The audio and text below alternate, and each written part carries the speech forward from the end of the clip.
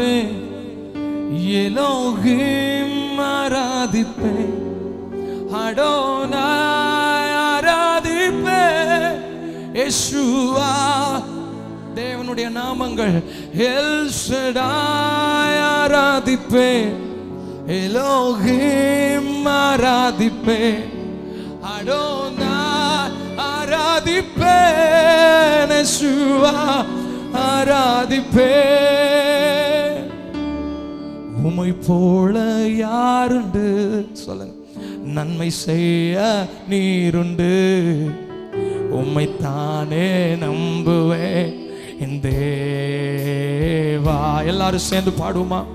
உம்மை போல யாருண்டு, நன்மை செய்ய நீருண்டு, உம்மைத்தானே நம்புவேன் என் நல்ல வாய் திறந்து எல்லாம் சதத உயர்த்தி, உம்மைத்தான் எந்தன் வாழ்வே ஆதாரமாய் நினைத்து கொள்ள, நீரில்லா எந்தன் வாழ்க்கை வீணாய்த்தானே போகுதையா. உம்மைத்தான் எந்தன் வாழ்வேன்,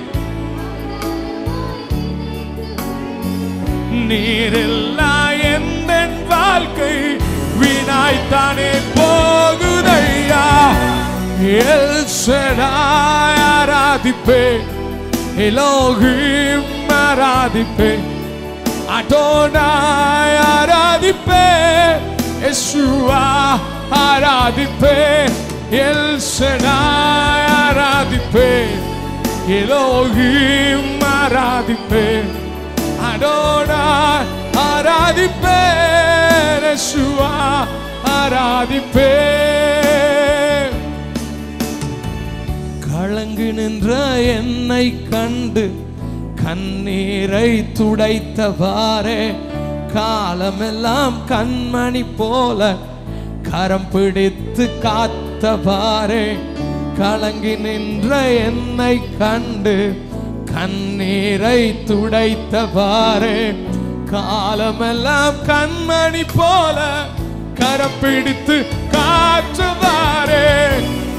எல் ஷடாய் ஆராதிப்பேன், எலோகிம் ஆராதிப்பேன், அடோனாய் ஆராதிப்பேன், யெஷுவா ஆராதிப்பேன், எல் ஷடாய் ஆராதிப்பேன், எலோகிம் ஆராதிப்பேன், அடோனாய் ஆராதிப்பேன், யெஷுவா.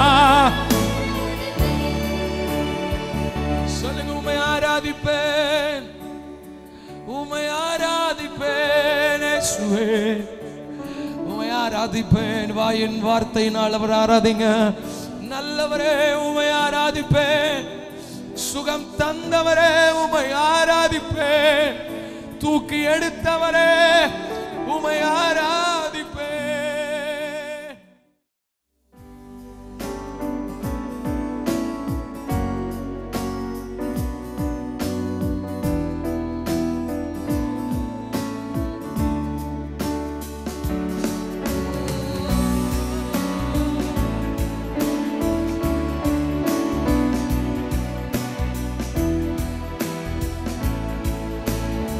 கண்களும் மூடி வலது கரத்தை வைத்து முழு இதயத்தோடு உம்மை துதிப்பேன், உன்னதமானவரே,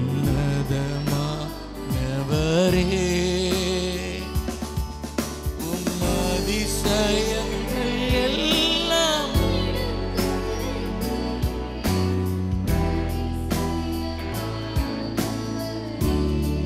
முழு இதயத்தோடு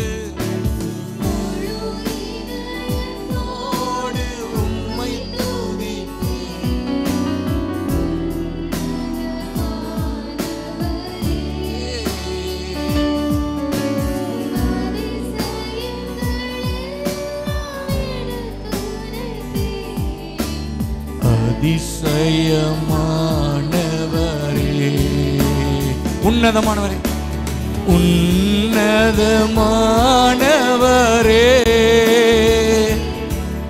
என் ஊரை விடும் நீர்தானே, உன்னதமானவரே,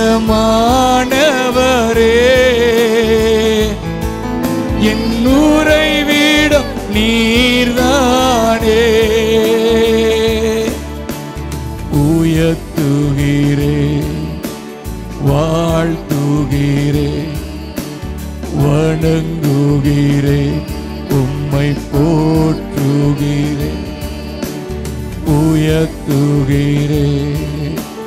வாழ்த்துகிறேன், வணங்குகிறேன் உம்மை ஒடுக்கப்படுவோர்க்கு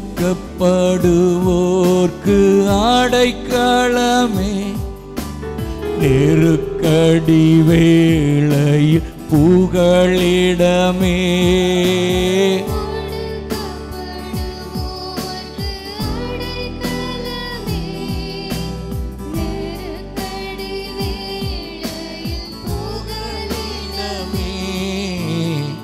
நெருக்கடி வேளையில் புகழிடமே, நெருக்கடி வேளையில்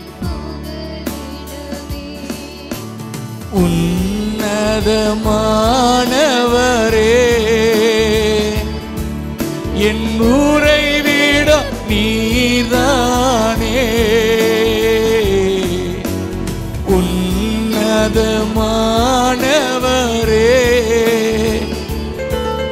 என் உறைவிடம் நீதானே, உயர்த்துகிறேன்,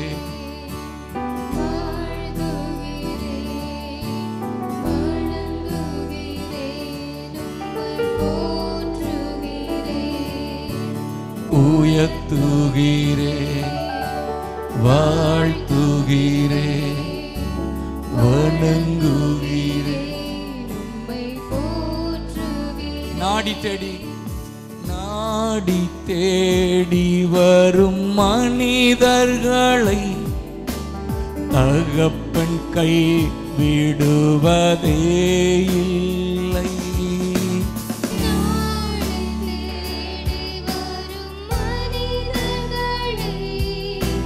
தகப்பன் கை விடுவதே இல்லை, ஒருபோதும் கைவிடுவதே இல்லை, ஒருபோதும்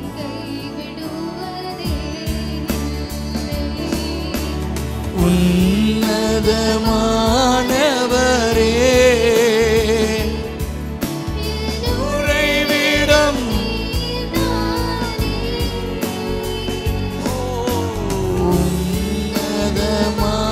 உன்னதமானவரே,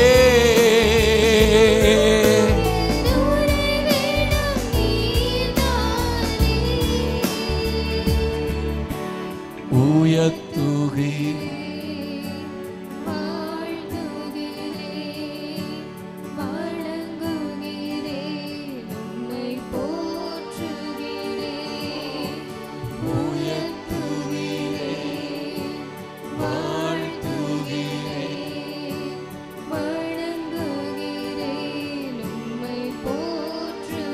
முழு இதயத்தோடு உம்மை துதிப்பே, உன்னதமானவரே,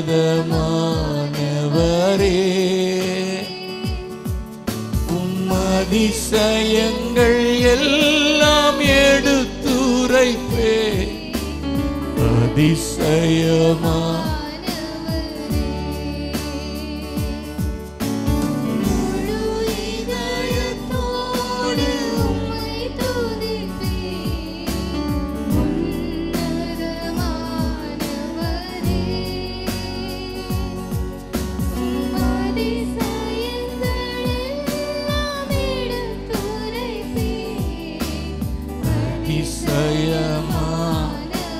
இப்போ வலது கரத்தை வைத்து சொல்லுங்க, உன்னதமானவரே, உன்னதமானவரே,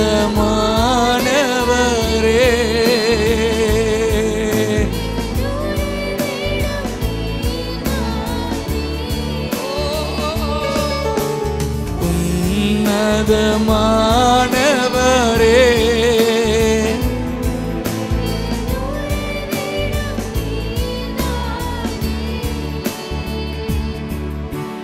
உயர்த்துகிறோம்,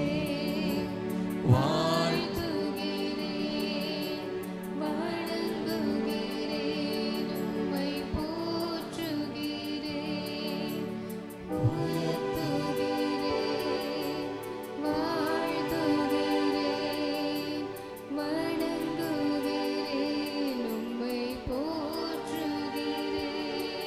மகிமை மாட்சிமை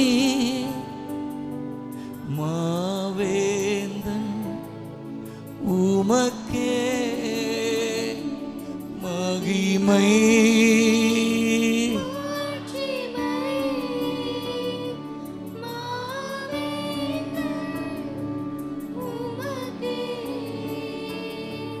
துதியும் கணமும்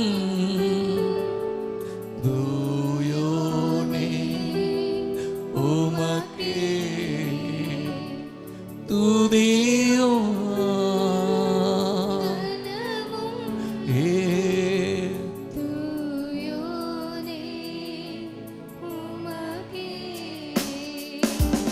மகிமை மாட்சிமை மாவேந்தன் உமக்கே மகிமை மாட்சிமை. ரெண்டு கைகளை உயர்த்தி சொல்லுங்க. மாவேந்தன் உமக்கே துதியும் கணமும் தூயோனே உமக்கே துதியும்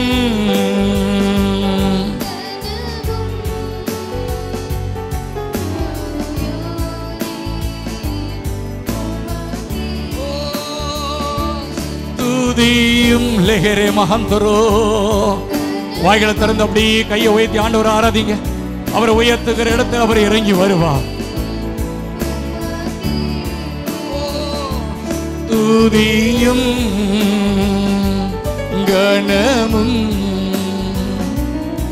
தூயோனே உமக்கே துதியும் கணமும் தூயோனே உமக்கே மகிமை மாட்சிமை மாவேந்தன் உமக்கே மகிமை மாட்சிமை மாவேந்தன் உமக்கே துதியும்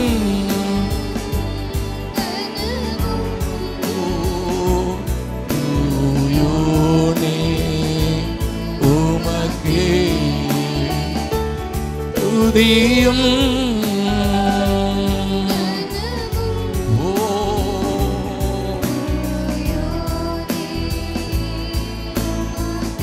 உங்க சத்தம் எழும்பட்டும்.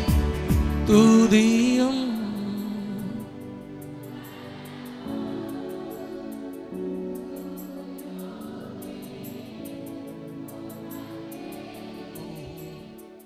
துதியும்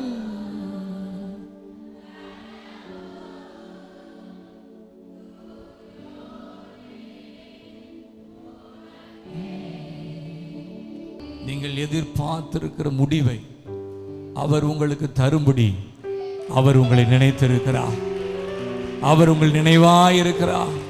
இந்த வருஷம், இந்த மாதம், இந்த அற்புதம் என் குடும்பத்தில் நடந்தா நன்றா இருக்குன்னு சொல்லி நீங்க எதிர்பார்த்திருக்கிறீங்களா? நீங்க எதிர்பார்த்திருக்கிற முடிவை அவர் உங்களுக்கு தரும்படி இந்த கால வேளையிலே அவர் உங்களை நினைத்திருக்கிறார். உங்களை நினைத்திருக்கிறார். உங்க சுக வாழ்வை துளிர்க்க செய்யும்படி, உங்களுக்கு ஒரு அற்புதத்தை செய்யும்படி, உங்களுக்கு ஒரு நன்மையை தரும்படி, உங்களுக்கு ஒரு அற்புதத்தை, ஆசீர்வாதத்தின் ஒரு எல்லையை காணும்படி அவர் உங்களை நினைத்திருக்கிறார். உங்க பிள்ளைக்கு ஒரு நன்மையை செய்யும்படி, உங்க குடும்பத்துக்கு ஒரு ஆசீர்வாதத்தை தரும்படி நீங்கள் எதிர்பார்த்திருக்கிற முடிவை, எதை எதிர்பார்த்து இந்த கால வேளையில இந்த இடத்துல அமர்ந்திருக்கிறீங்களோ அதை அவர் தரும்படி அவர் உங்களை நினைத்திருக்கிறார். கையை தட்டி சொல்லுங்க, அவர் உங்களை நினைத்திருக்கிறார். ஆமே நாமே நாமே நாமே. அந்த ஆசீர்வாதத்தை இந்த காலை ஆராதனையில அவர் உங்க கைகளை தரப்போகிறார். உங்க கைகளில் கர்த்தர் தந்தருள்வாராக, தந்தருள்வாராக. பரிபூரணத்தை தந்தருள்வாராக, நிறைவை தந்தருள்வாராக, சமாதானத்தை தந்தருள்வாராக.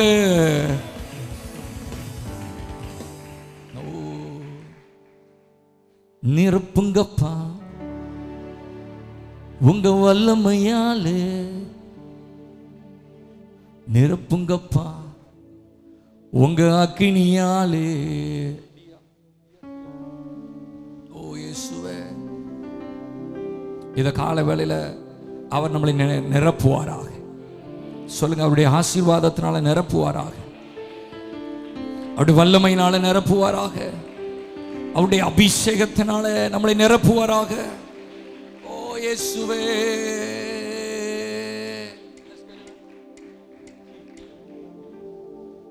நிரப்புங்கப்பா உங்க வல்லமையாலே, நிரப்புங்கப்பா உங்க அக்கினியாலே, நிரப்புங்கப்பா உங்க வல்லமையாலே, நிரப்புங்கப்பா.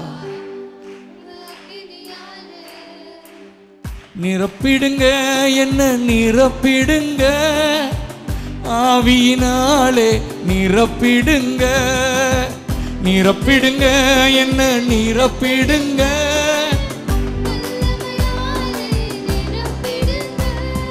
நிரப்புங்கப்பா உங்க வல்லமையாலே, நிரப்புங்கப்பா உங்க அக்கினியாலே, நிரப்புங்கப்பா.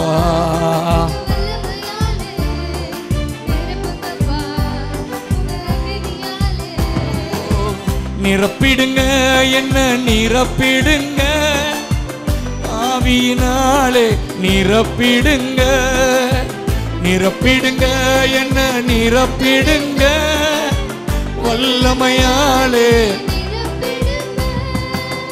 நிழலை தொடுவோ சுகத்தை பெறணும், கச்சையை தொடுவோ அற்புதம் பெறணும்.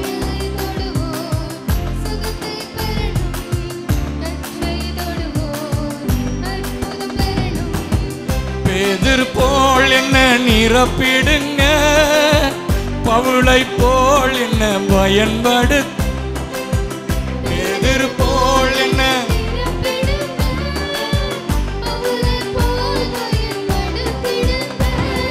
நிரப்புங்கப்பா உங்க வல்லமையாலே, நிரப்புங்கப்பா உங்க அக்கினியாலே,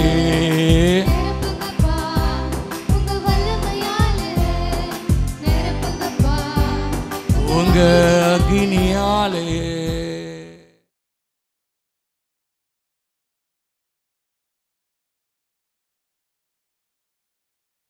ஹல்லேலூயா. இந்த நாளிலும் உங்களோடு கூட சேர்ந்து கர்த்தரை ஆராதிக்கும்படி தேவன் எனக்கு தந்த இந்த நல்ல தருணத்திற்காக கர்த்தரை ஸ்தோத்தரிக்கிறேன். இன்றைக்கும் நம்முடைய தியானத்திற்காக எசேக்கியேல் தீர்க்கதரிசியின் புஸ்தகம் 36ஆம் அதிகாரம் 11வது வசனத்தை நாம் வாசிக்க கேட்கலாம். எசேக்கியேல் 36ஆம் அதிகாரம் 11வது வசனம். உங்கள் மேல் மனுஷரையும் மிருக ஜீவன்களையும் பெருகி பழுகும்படி வர்த்திக்க பண்ணுவேன். பூர்வ நாட்களில் நீங்க இருந்த நிலைமையில் நான் உங்களை ஸ்தாபித்து உங்கள் முந்தின சீரை பார்க்கிலும் உங்களுக்கு நற்சீர் உண்டாக செய்வேன். அதனால் நான் கர்த்தர் என்று அறிந்து கொள்வீர்கள். ஓசியா தீர்க்கதரிசியின் புஸ்தகம் 14ஆம் அதிகாரம் 4ஆம் வசனத்தையும் நாம் வாசிக்க கேட்கலாம். ஓசியா chapter 14 verse 4.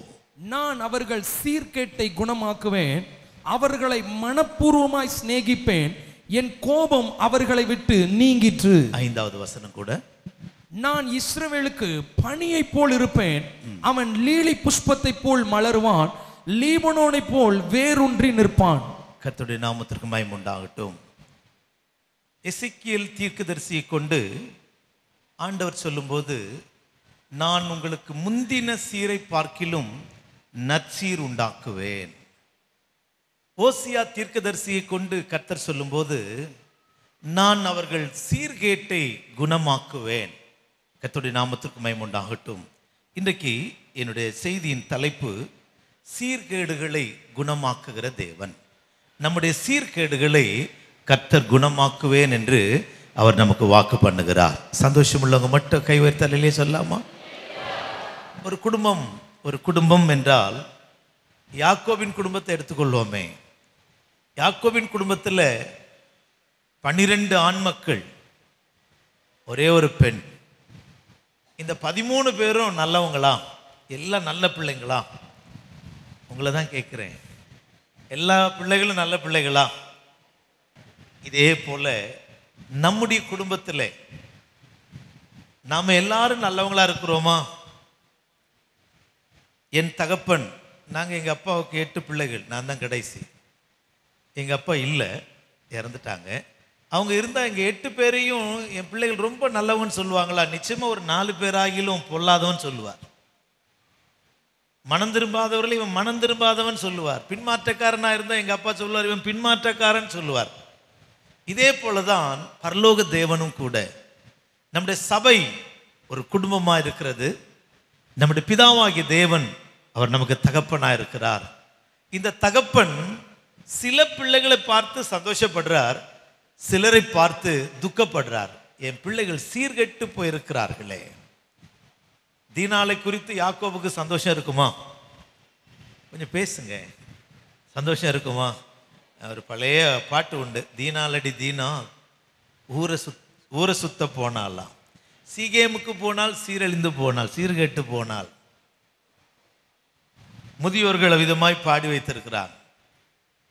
ஒரே ஒரு பெண்மகள், ஒரே ஒரு பெண், தகப்பனுக்கு ரொம்ப ஆசையா இருக்கும். ஆனால் அவளுடைய சீர்கெட்டு போன வாழ்க்கை நினைக்கும் போது, என் மகள் சீர்கெட்டு போயிருக்கிறாளே. யோசேப்பு நினைக்கும் போது, அவன் நல்லவன் தான், ஆனா பீறுகிற ஓனாயாய் சுபாவம் சரியில்லையே. யூதாவை நினைக்கும் போது, அவன் யுத்தத்துக்கு போகிறவன், ஜெயிக்கிறவன் தான், ஆனால் அவன் கர்ஜிக்கிற சிங்கம் போல் இருக்கிறானே. தானை குறித்து நினைக்கும் போது கழுதையை போல் இருக்கிறானே. அவன் மன வியாகுலத்தை தான் ஒவ்வொருவரையும் பார்த்து அவன் கடைசி நேரத்தில் அவன் ஆசீர்வதிக்கிறான், சிலரை சபிக்கவும் செய்கிறான். மூத்த மகனை பார்த்து நீ மேன்மை அடைய மாட்டாய், மேன்மை அடைய மாட்டாய் என்று அவன் துக்கத்தோடு கூட சபித்து போனானே. காரணம் என்ன? பிள்ளைகளுக்குள்ள இருக்கிற கெட்ட சுபாவங்கள். தேவன் பரலோகத்தில் இருக்கிறார். பரலோகத்திலிருந்து உங்களையும் என்னையும் நோக்கி பார்க்கும்போது கர்த்தர் சொல்லுகிறார், துக்கத்தோடு சொல்லுகிறார், என் பிள்ளைகள் சீர்கெட்டவர்களாயிருக்கிறார்களே, அவருடைய சீர்கேடுகளை நான் குணமாக்க போகிறேன். எத்தனை பேர் சீர்கெட்ட நிலவரத்திலிருந்து குணம் அடைய விரும்புறவங்க எல்லாம் ஒரு அல்லேலூயா சொல்லலாமா?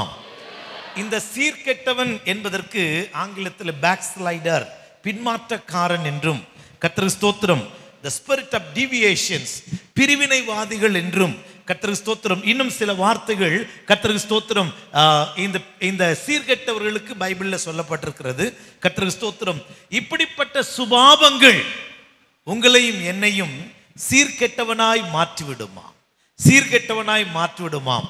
அதனாலதான் கர்த்தர் இந்த பூமியில வைத்தே, இந்த கிருபையின் காலத்துல வைத்தே, கர்த்தருக்கு ஸ்தோத்திரம், பரலோகத்துல போய் நம்மை சரிப்படுத்த விரும்பல, இங்கேயே கர்த்தர் நம்மை சுகமாக்க விரும்புகிறார். சந்தோஷமா ஒரு அல்லேலூயா சொல்லுங்களேன். மீண்டும் ஓசியா தீர்க்கதரிசியின் புஸ்தகம் 14ஆம் அதிகாரம் 4-5 வசனங்களை நாம் வாசிக்க கேட்கலாம். நான் அவர்கள் சீர்கேட்டை குணமாக்குவேன், நான் அவர்கள் சீர்கேட்டை குணமாக்குவேன், அவர்களை மனப்பூர்வமாய் சிநேகிப்பேன், அவர்களை மனப்பூர்வமாய் சிநேகிப்பேன், என் கோபம் அவர்களை விட்டு நீங்கிற்று, என் கோபம் அவர்களை விட்டு நீங்கிற்று, நான் இஸ்ரவேலுக்கு பனியை போல் இருப்பேன், அவன் லீலி புஷ்பத்தை போல் மலருவான், லீலி புஷ்பத்தை போல் மலருவான், லீபனோனை போல் வேரூன்றி நிற்பான், லீபனோனை போல் வேரூன்றி நிற்பான். கர்த்தருக்கு ஸ்தோத்திரம். கர்த்தர் உனக்கும் எனக்கும் பனியை போல, லீலி புஷ்பத்தை போல நீங்களும் நானும் மலர வேண்டுமானால், கர்த்தருக்கு ஸ்தோத்திரம், லீபனனை போல வேரூன்றி நிற்கிற ஜீவியம் செய்ய வேண்டுமானால், உங்களையும் என்னையும் கர்த்தர் மனப்பூர்வமாய் சிநேகிக்க வேண்டுமானால், உன்னுடைய என்னுடைய சீர்கேடுகளை கர்த்தர் குணமாக்க வேண்டும். ஒரு அல்லேலூயா சொல்லுங்களேன். கர்த்தர் குணமாக்கல, சீர்கேடுகளை மாற்றல, நம்முடைய ஜீவியத்தில் சீர்கேடுகள் மாறாவிட்டால் இப்ப சொல்லப்பட்ட இத்தனை ஆசீர்வாதங்களும் உங்க மேல என் மேல வந்து பலிக்காதையா. நீங்களும் நானும் ஆசீர்வதிக்கப்பட்ட ஜனமாய் லீபனோனை போல மலர வேண்டுமானால், லீபனோனை போல நாங்கள் வேரூன்றி நிற்க வேண்டுமானால், லீலி புஷ்பத்தை போல செழிப்பாய் இருக்க வேண்டுமானால், உங்களுடைய சீர்கேட்டையும் என்னுடைய சீர்கேட்டையும் கர்த்தர் குணமாக்க வேண்டும். ஏற்றுக்கொள்றவங்க மட்டும் அப்படியே வலது கரத்தை உயர்த்தி, ஆண்டவரே எங்களுடைய சீர்கேடுகளை எங்களை மாற்றும். வாய் திறந்து சொல்வோம், எங்களுக்குள்ள இருக்கிற சீர்கேடான அனுபவங்களை எங்களை விட்டு நீக்கி போடும், எங்களை குணமாக்கும், நாங்கள் அப்பொழுது குணமாவோ. எங்களை குணமாக்கும், நாங்கள் அப்பொழுது குணமாவோ. கர்த்தருடைய நாமத்திற்கு மகிமை உண்டாகட்டும். இந்த சீர்கேடுகள் வருவதற்கு என்ன காரணம்? எப்படி தேவன் சீர்கேடு நமக்குள்ளே வருகிறது, எப்படி கர்த்தர் அதை குணமாக்குகிறார்? இந்த ரெண்டு காரியங்களையும் கர்த்தர் ஸ்தோத்திரம் நான் சுருக்கமாய் உங்களோட நான் பேச ஆசிக்கிறேன். நம்பர் 1, கர்த்தர் ஸ்தோத்திரம். எரேமியா தீர்க்கதரிசியின் புஸ்தகம் 3ஆம் அதிகாரம் 22ஆம் வசனத்தை வாசிக்க கேட்கலாம். சீர்கெட்ட பிள்ளைகளே திரும்புங்கள், உங்கள் சீர்கேடுகளை குணமாக்குவேன் என்றார். சீர்கெட்ட பிள்ளைகளே திரும்புங்கள், உங்கள் சீர்கேடுகளை குணமாக்குவேன் என்றார். இதோ உம்மிடத்தில் வருகிறோம், நீரே எங்கள் தேவனாகிய கர்த்தர். இப்போ 21ஆம் வசனத்தை படிக்க கேட்கலாம். இஸ்ரவேல் புத்திரர் தங்கள் வழியை மாறுபாடாக்கி, இஸ்ரவேல் புத்திரர் தங்கள் வழியை மாறுபாடாக்கி, தங்கள் தேவனாகிய கர்த்தரை மறந்தது நிமித்தம், தங்கள் தேவனாகிய கர்த்தரை மறந்ததின் நிமித்தம் அழுது கொண்டு விண்ணப்பம் செய்யும் சத்தம் உயர்ந்த ஸ்தானங்களில் கேட்கப்படும். கர்த்தருடைய நாமத்திற்கு மகிமை உண்டாகட்டும். சீர்கெட்ட பிள்ளைகளே என்னிடத்தில் திரும்புங்கள். இங்கிலீஷ்ல படிக்கும் போது, ஓ backsliders turn unto me, பின்மாற்றக்காரரே, தேவனை மறந்த ஜனமே, தேவனை விட்டு பின்வாங்கி போனவர்களே, என்னுடைய பட்சமாய் திரும்புங்கள், நான் உங்கள் சீர்கேட்டை, உங்களுடைய பின்மாற்றத்தை நான் மன்னிப்பேன் என்று கர்த்தர் சொல்லுகிறார். கர்த்தருடைய நாமத்திற்கு மகிமை உண்டாகட்டும். அப்படி என்னால் சீர்கேடு எப்படி உண்டாகுது என்றால், நாம் தேவனை மறப்பது நிமித்தம், இரண்டாவது தேவனை விட்டு தூரம் போவது நிமித்தம். தேவனுக்கு கர்த்தருக்கு ஸ்தோத்திரம், தேவனை விட்டு தூரம் போய் தேவன் இல்லாமல் வாழ்கிற வாழ்க்கையை தான் சீர்கெட்ட பிள்ளைகளே என்று கர்த்தர் சொல்லுகிறார். கர்த்தருக்கு ஸ்தோத்திரம். 21ஆம் வசனத்தை நீங்கள் பாருங்கள். தங்கள் வழிகளை மாறுபாடாக்கி தங்கள் தேவனாகிய கர்த்தரை மறந்தது நிமித்தம், தங்கள் வழிகளை மாறுபாடாக்கி தெய்வத்தை மறந்தார்களா? கர்த்தருக்கு ஸ்தோத்திரம். தாழ்மையாய் சொல்லுகிறேன் ஐயா, தெய்வம் இல்லாமல், நம்முடைய இயேசு இல்லாமல் நம்மால ஒரு நிமிஷம் கூட இந்த பூமியில வாழ முடியாது ஐயா. ஒரு அல்லேலூயா சொல்லுங்களேன். நம்முடைய சாமர்த்தியத்தால் இந்த உலகத்தை நாம் ஜெயிக்க முடியாது. நமக்கு இருக்கிற ஞானத்தினாலே இந்த உலகத்திலே ஜெயமாய் வாழ்ந்திட முடியாது. இந்த உலகத்திலே ஜெயமாய் வாழ வேண்டுமானால் நமக்கு கர்த்தர் தேவை, கர்த்தர் தேவை. சங்கீதத்தில் படிக்கிறோம், தேவனை மறக்கிற எல்லாரும் நரகத்திலே தள்ளப்படுவார்களாம். தேவனை மறக்கிற எல்லாரும் எங்க தள்ளப்படுவார்களாம்? நரகத்தில். ஒன்று தாழ்மையாய் சொல்லுவேன், நாம் கர்த்தரை மறந்த நேரங்கள் எத்தனையோ, கர்த்தரை மறந்த நிமிஷங்கள் எத்தனையோ. ஆனால் கர்த்தர் இன்னும் உங்களை என்னை நரகத்தில் தள்ளாமல், நாம் கர்த்தரை மறந்திருந்தாலும் கர்த்தர் நம்மிடத்தில் எதிர்பார்க்கிறார், என்னை மறந்த என் மகனே, என்னை மறந்து போயிருக்கிற என் மகளே, என் சமூகத்துக்கு தூரமாயிருக்கிற என் மகனே மகளே, நீ சீர்கட்டவனை போல பின்மாற்றக்காரனை போல ஜீவிக்கிறது எனக்கு விருப்பம் இல்லை. நீ என் பட்சமாய் திரும்பி வா, உன் பின்மாற்றத்தை நான் குணமாக்குவேன். உன்னுடைய பின்மாற்றம் வருவதற்கு காரணம் முதலாவது தேவனை மறந்தது நிமித்தம். நான் அப்படி நினைத்து பார்க்கிறேன். நாம எத்தனையோ முறை 24 மணி நேரம் ஒரு நாளைக்கு இருக்கு, நம்ம 24 மணி நேரமும் தெய்வத்தை நினைக்கிறோமா? சொல்லுங்களேன். இல்லை, இல்லை தானே.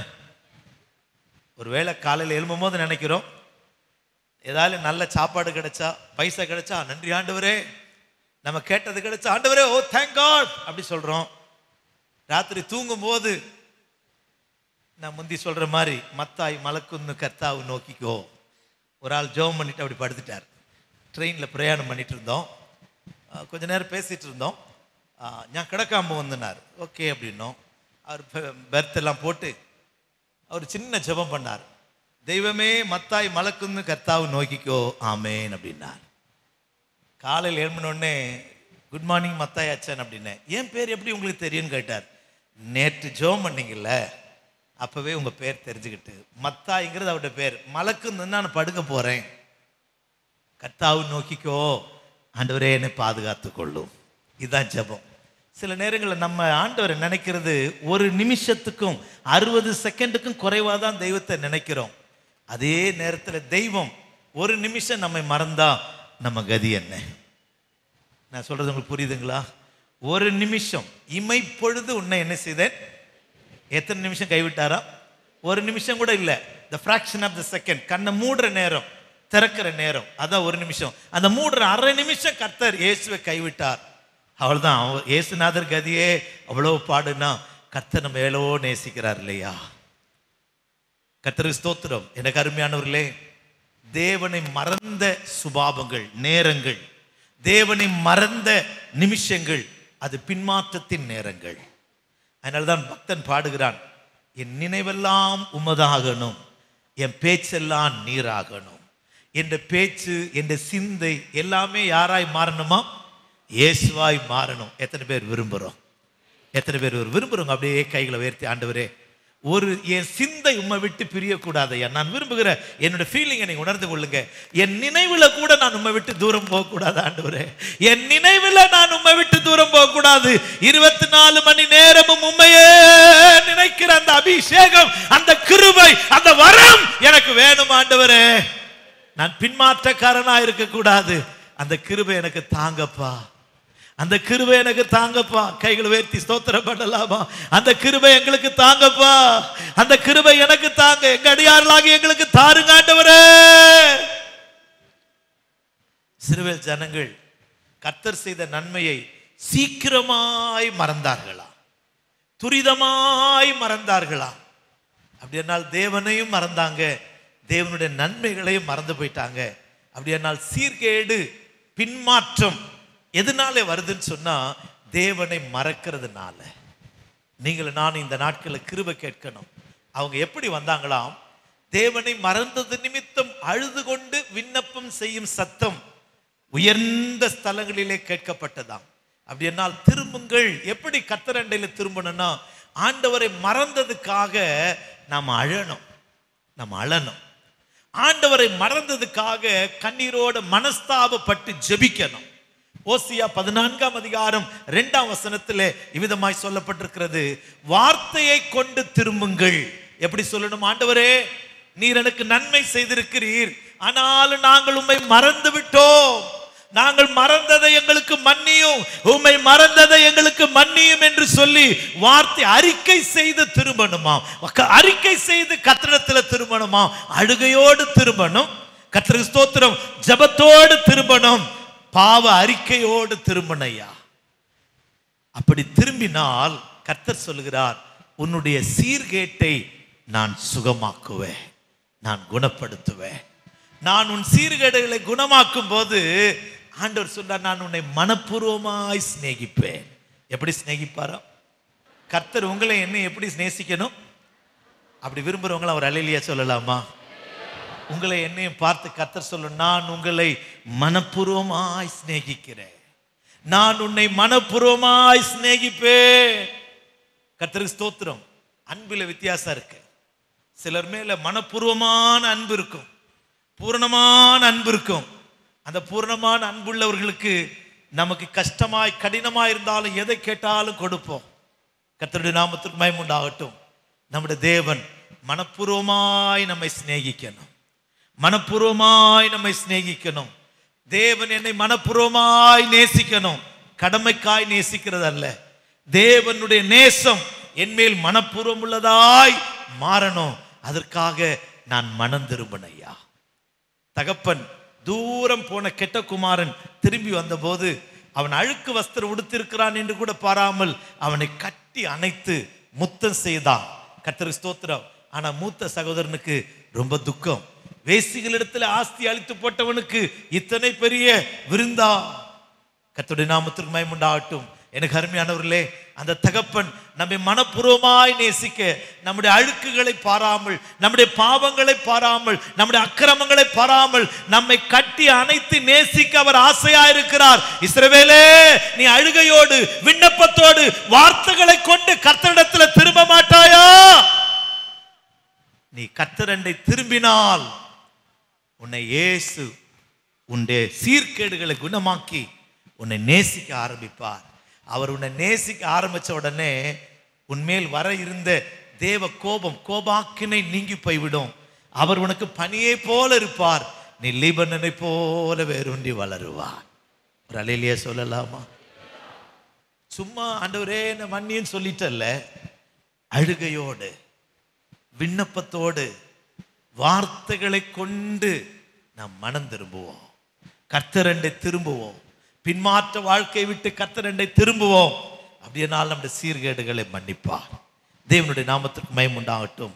இரண்டாவதாக, கர்த்தர் ஸ்தோத்திரம், நம்முடைய சீர்கேடுகளை மாற்றுவதற்கு கர்த்தர் இன்னொரு காரியம் செய்கிறார். வாசிக்க கேட்கலாமா? எரேமியா தீர்க்கதரிசியின் புஸ்தகம் 3ஆம் அதிகாரம் 14, 15 வசனங்களை வாசிக்க கேட்கலாம். சீர்கெட்ட பிள்ளைகளே, சீர்கெட்ட பிள்ளைகளே, திரும்புங்கள் என்று கர்த்தர் சொல்லுகிறார். திரும்புங்கள் என்று கர்த்தர் சொல்லுகிறார். நான் உங்கள் நாயகர், நான் உங்கள் நாயகர். நான் உங்களை ஊரில் ஒருவனும் வம்சத்தில் 2 பேருமாக தெரிந்து கொண்டு உங்களை சீயோனுக்கு அழைத்துக் கொண்டு வந்து உங்களுக்கு என் இருதயத்துக்கேற்ற மேய்ப்பர்களை கொடுப்பேன். என் இருதயத்துக்கேற்ற மேய்ப்பர்களை கொடுப்பேன். அவர்கள் உங்களை அறிவோடும் புத்தியோடும் மேய்ப்பார்கள். ஒரு அல்லேலூயா சொல்லலாமா?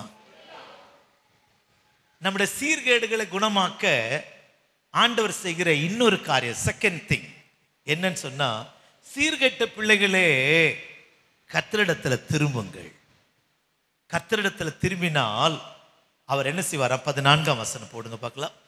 கர்த்தர் ஸ்தோத்திரம், நான் உங்கள் நாயகர். அப்படியானால் சீர்கெட்டு பின்மாற்றக்காரராக இருந்தாலும், பேக் ஸ்லைடிங் பீப்புளா இருந்தாலும் கர்த்தர் சொல்றார், நான் தான் உங்களுடைய மணவாளன்.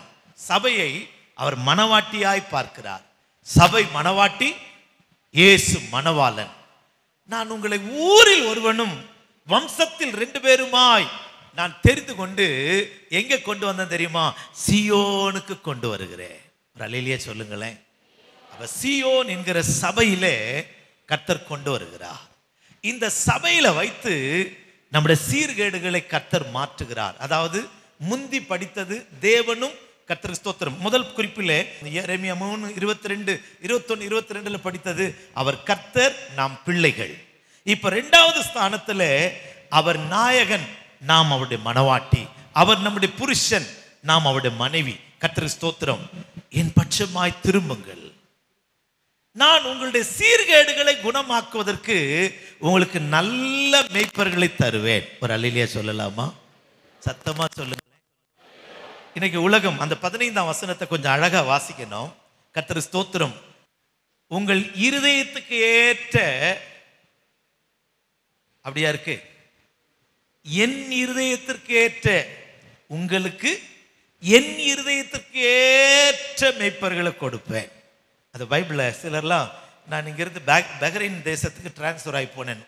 நான் ஒரு ஸ்தாபனத்தில் இருக்கும்போது அங்கே போன உடனே என்னை வரவேற்கிறதுக்கு ஒரு பெருங்கூட்டம். அந்த முதல் நாள் ஆராதனையில் ஒரு அம்மா பயங்கரமாக ஜெபம் பண்ணுறாங்க. ஆண்டவரே, எங்கள் இருதயத்துக்கு ஏற்ற மேய்ப்பரை கொண்டு வந்திருக்கிறீரே, அதுக்காய் ஸ்தோத்திரம் அப்படின்னாங்க. பைபிள் அப்படி இல்லையே. கர்த்தர் ஸ்தோத்திரம். நான் உடனே சொன்னேன், ஆண்டவர் இந்தியாவிலிருந்து பஹ்ரைன் தேசத்துக்கு என்ன ஊழியத்துக்கு கொண்டு வந்திருக்கிறது, இல்லாவிட்டால் அனுப்பி இருக்கிறது, உங்களுக்கு ஏற்ற மாதிரி நான் நடக்கிறதுக்கு இல்லை. நான் சொல்றேன் சரியா? சரின்னா ஒரு அல்லேலூயா சொல்லுங்களேன்.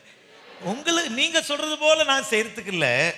தேவன் என்ன சொல்லுகிறாரோ அதை நான் சபையிலே போதிப்பதற்கு. ஒரு அல்லேலூயா சொல்லுங்களேன்.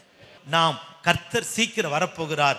சபைக்கு வந்தது பெரிதல்ல, நீங்களும் நானும் பின்மாற்றக்காரரே, சீர்கெட்ட பிள்ளைகளே என்று கர்த்தர் உங்களை கூப்பிடக்கூடாது. உங்களோட சீர்கேடுகளை திருப்புவதற்கு தான், சீர்கெட்ட நிலவரத்திலிருந்து உங்களை மாற்றுவதற்கு தான் கர்த்தர் சபையில கொண்டு வந்து தேவனுடைய இருதயத்துக்கு ஏற்ற மேய்ப்பர்களை கர்த்தர் தந்திருக்கிறார். அப்படியானால் நான் சொல்லுவேன், கர்த்தருக்கு ஸ்தோத்திரம்.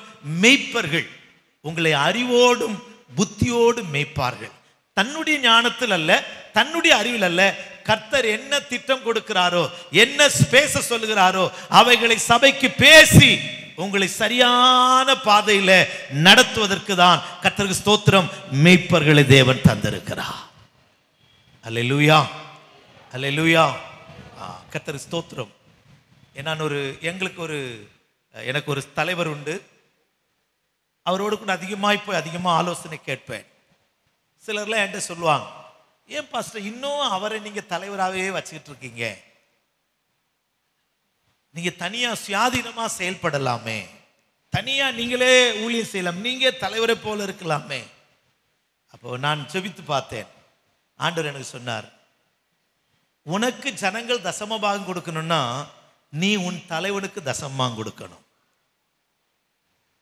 நீ ஜனங்களுக்கு ஜெபிக்கிறது போல, ஜனங்கள் உனக்காக ஜெபிக்கிறது போல நீ உன் தலைவனுக்காக ஜெபம் பண்ணு, தலைவன் உனக்காக ஜெபம் பண்ணுவா. நீ உன் ஜனங்களுக்கு ஆலோசனை சொல்லி ஜனத்தை வழி நடத்துறது போல உனக்கு ஆலோசனை சொல்லி உன்னை சீர்படுத்த கண்டிக்க உனக்கு ஒரு தலைவன் தேவை. அதனாலதான் இதுவரைக்கும் தலைமைத்துவத்தின் கீழ் இருந்தே நாங்கள் நடத்தப்பட்டு இருக்கிறோம். கர்த்தருக்கு ஸ்தோத்திரம். எங்களுடைய சீர்கேடுகளையும் கண்டிக்கிறதுக்கு எச்சரிக்கிறதுக்கு எங்களுக்கு கர்த்தர் பரிசுத்தவான்களை வைத்திருக்கிறார். இன்னைக்கு அநேகர் என்ன நினைக்கிறாங்கன்னா, கர்த்தருக்கு ஸ்தோத்திரம் நம்ம எப்படியாயிலும் அப்படியே ஓடிடலாம். கொஞ்சம் நல்ல கவனிங்க, அப்போஸ்தலர் 10 சபை உருவாக்கிட்டோம் அதனால அப்போஸ்தலர். நீங்க நல்ல கவனிங்க, பைபிள்ல அப்போஸ்தலர்னு இயேசுநாதர் சீஷர்களுக்கு எப்போ ஆர்டினேஷன் கொடுத்தார்? சிலர் சொல்ற கான்செப்ட் என்னன்னா, ஒரு 4 சபை எனக்கு இருந்துட்டாக்கா நான் ஒரு அப்போஸ்தலன். எப்போ ஆர்டினேஷன் கொடுத்தார்? 12 பேரை வரவழைத்து எல்லாரும், தோமாவுக்கு ஒரு 10 சபை, பேதுருக்கு ஒரு 10 சபை இருக்கும் போதுதான் இவர்களை அப்போஸ்தலன் வேறு பிரித்தார். பேச மாட்டேங்கிறீங்களே. ஊழியமே ஆரம்பிக்கல. சரியா தப்பா? ஊழியமே ஆரம்பிக்கல. கர்த்தருக்கு ஸ்தோத்திரம். அப்பவே 12 பேர் தெரிந்தெடுத்து அவர்கள் அப்போஸ்தலர்ல ஆர்டைன் பண்ணார். அதுக்கு பிறகுதான் ஊழியம் பெருக ஆரம்பித்தது. ஆனாலும் அந்த அப்போஸ்தலர்கள் பேதுருவின் தலைமையின் கீழே எல்லாரும் இயங்க ஆரம்பித்தார்கள். அருமையானவர்களே, சபையில் இருக்கிற சீர்கேடுகள் மாறுவதற்கு உங்களுக்கு ஆண்டவர் தந்திருக்கிற உங்களுடைய இருதயத்துக்கு ஏற்ற மேய்ப்பர்களாய் அல்ல, தேவன் தம்முடைய இருதயத்துக்கு ஏற்ற மேய்ப்பர்களாய் தந்திருக்கிறார். அதனாலதான் எபேசியர் 4ஆம் அதிகாரத்தில் படிக்கும் போது 5 விதமான ஊழியக்காரரை சபையில கர்த்தர் தந்திருக்கிறார். 5 விதமான ஊழியக்காரரை கர்த்தர் சபையில தந்திருக்கிறார். வாசிக்கலாம். 12ஆம் வசனம் 13ஆம் வசனம். பரிசுத்தவான்கள் சீர்பொருந்தும் பொருட்டு, சுவிசேஷ ஊழியத்தின் வேலைக்காகவும் கிறிஸ்துவின் சரீரமாக சபையானது பக்தி விருத்தி அடைவது. பரிசுத்தவான்களே சீர்பொருந்த வேண்டும் என்பதற்காக 5 விதமான ஊழியக்காரரை தந்திருக்கிறார். அப்போஸ்தலர்கள், மெய்ப்பர்கள், போதகர்கள், சுவிசேஷகர்கள், தீர்க்கதரிசிகளை கர்த்தர் தந்திருக்கிறார். இப்படி 5 விதமான ஊழியக்காரர்களை கொண்டு சபையை கர்த்தர் சீர்படுத்துகிறார். கர்த்தருக்கு ஸ்தோத்திரம். எனக்கு அருமையானவர்களே, சபைக்கு நீங்க தேவை, சபை உங்களுக்கு தேவை. கர்த்தருக்கு ஸ்தோத்திரம். நம்ம வேதத்துல வெளிப்படுத்தல் 1ஆம் அதிகாரம் 6ஆம் வசனத்திலே அவருடைய இரத்தத்தினாலே நாம் ராஜாக்களாய் ஆசாரியர்களாய் மாற்றப்பட்டிருக்கிறோம். 1 கொரிந்தியர் 6ஆம் அதிகாரம் 11வது வசனத்தின்படி 1 கொரிந்தியர் 6ஆம் அதிகாரம் 11வது வசனத்தின்படி நம்மை அவர் இரத்தத்தினாலும் வசனத்தினாலும் ஆவியினாலும் நம்மை கழுவி இருக்கிறார். உங்களில் சில இப்படிப்பட்டவர்களாய் இருந்தீர்கள், ஆயினும் கர்த்தராகிய இயேசு கிறிஸ்துவின் நாமத்தினாலும் நம்முடைய தேவனுடைய ஆவியினாலும் கழுவப்பட்டு நீதிமான்களாக்கப்பட்டிருக்கிறீர்கள். அப்படியானால் இந்த 2 வசனங்களை நம்ம படிக்கும் போது கர்த்தர் நம்மை பரிசுத்தவான்களாய் மாற்றிட்டார். இன்னும் ஒரு வசனம் கூட படிக்கலாம். ஏசாயா 4ஆம் அதிகாரம் 3ஆம் வசனம் 4ஆம் வசனத்தை வாசிக்க கேட்கலாம். அப்பொழுது ஆண்டவர் சீயோன் குமாரத்தின் அழுக்கை கழுவி நியாயத்தின் ஆவினாலும் சுட்டெரிப்பின் ஆவினாலும் எருசலேமின் இரத்த பலிகளை அதன் நடுவில் நீக்கி போடும்போது சீயோனில் மீதியாயிருந்து எருசலேமில் தரித்திருந்து ஜீவனுக்கென்று பெயர் எழுதப்பட்டவன் எவனும் பரிசுத்தன் என்று சொல்லப்படுவான். இப்ப 3 வசனம் சொல்லி இருக்கிறேன். வெளிப்படுத்தல் 1ஆம் அதிகாரம் 6ஆம் வசனம், 1 கொரிந்தியர் 6ஆம் அதிகாரம் 11வது வசனம், ஏசாயா 4ஆம் அதிகாரம் 3, 4 இந்த வசனங்கள் 3ஐயும் சேர்த்து படிச்சீங்கன்னா நமக்கு பேர் என்னது? குட். நமக்கு பேர் என்னதான்? பரிசுத்தவான்கள். பரிசுத்தவான்கள் எல்லாரும் ஒரு அல்லேலூயா சொல்லலாமா? ஆனால் இந்த பரிசுத்தவான் பரிசுத்தவான்களா இருந்தாலும் போதாது. எப்படி பரிசுத்தவான்களாக்கப்பட்டோம்? அவருடைய ஆவியினால கழுவப்பட்டோம், அவருடைய இரத்தத்தால கழுவப்பட்டோம், அவருடைய ஜீவ புஸ்தகத்தில் கர்த்தர் பேர் எழுதியிருக்கிறார், எருசலேமிலே தரித்திருக்கிறோம். கர்த்தருக்கு ஸ்தோத்திரம். இப்படிப்பட்ட நாம், ஒரு காலத்தில் பாவிகளாய் அக்கிரமத்தில் இருந்த நாம் இயேசுவின் இரத்தத்தால கழுவப்பட்டிருந்தாலும் கர்த்தருக்கு ஸ்தோத்திரம், நமக்குள்ளே சீர் பொருந்துதல், பின்மாற்றங்கள், சீர்கெட்ட நிலவரங்கள் சபையிலிருந்து மாற்றப்பட்டு எருசலேமாய் சீயோனாய் மாறுவதற்கு கர்த்தர் உங்களை என்னை சபையில கொண்டு வந்திருக்கிறார். ஐயா, ஏற்றுக்கொள்றவங்க மட்டும் ஒரு அல்லேலூயா சொல்லலாமா? அப்ப நமக்கு சபை தேவையா? ஊழியக்காரன் தேவையா? உங்களுக்கு மேய்ப்பர்கள் தேவையா? தேவைன்னு சொன்ன ஒரு அல்லேலூயா சொல்லுங்களேன். இந்த மேய்ப்பர் உங்களை சிட்சிக்கலாமா? உங்களை கடிந்து கொள்ளலாமா? அப்பதான் சீர்பட முடியும். அப்பதான் நம்ம என்ன செய்ய முடியும்? தகப்பனால் சிட்சிக்கப்படாத மகன் வேசியின் பிள்ளை என்று அழைக்கப்படுகிறார். கர்த்தரால் சிட்சிக்கப்படுகிற நாம் பாக்கியவான்கள், சிட்சித்து போதிக்கிறவன் பாக்கியவான் என்று வேதம் சொல்லுகிறது. அப்படியானால் பரிசுத்தவான்களாக்கப்பட்ட எங்களுக்கு யாரும் வேண்டாம் சொல்லக்கூடாது. உனக்கு கர்த்தர் 5 விதமான ஊழியக்காரரை தந்திருக்கிறது. உன்னுடைய பரிசுத்தத்தின் முன்னேற்றத்திற்காகவே உன்னை எப்படி கர்த்தர் பரம எருசலேமுக்கு தகுதி உள்ள பரிசுத்தமானாய் மாற்றுவதற்கு ஊழியக்காரனை தந்திருக்கிறார். ஏற்றுக்கொள்றவங்க மட்டும் கைகளை உயர்த்தி ஸ்தோத்திரம் பண்ணலாமா? ஸ்தோத்திரம், ஸ்தோத்திரம், ஸ்தோத்திரம், ஸ்தோத்திரம். இந்த சபைக்கு தான் அப்போஸ்தலன் ஜெபிக்கிறார். வாசிக்கலாம். கர்த்தர் ஸ்தோத்திரம். என்ன ஜெபம் பண்றார் தெரியுமா?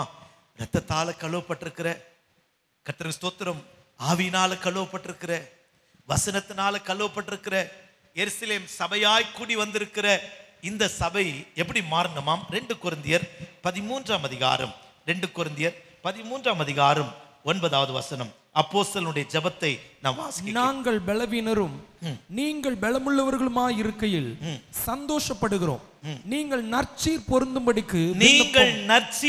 பொருந்தும்படிக்கு விண்ணப்பம் பண்ணுகிறோம். சபை, இப்படிப்பட்ட சபை, இதுக்காக தான் ஜெபம். அப்போஸ்தலன் என்ன செய்கிறானா, நீங்கள் நற்சீர் பொருந்தும்படிக்கு நாங்கள் என்ன செய்கிறோம்? நாங்கள் ஜெபம் பண்ணுகிறோம். கர்த்தருக்கு ஸ்தோத்திரம். அவ எவ்வளவு பாரத்தோடு ஜெபிக்கிறான் பாருங்க. இந்த கொரிந்து சபையை பற்றி தான் சொல்லியிருக்கு, இரத்தத்தால கழுவப்பட்ட சபை. இந்த கொரிந்து சபை தான் சொல்லியிருக்கிறது, ஆவியினாலே கழுவப்பட்ட சபை.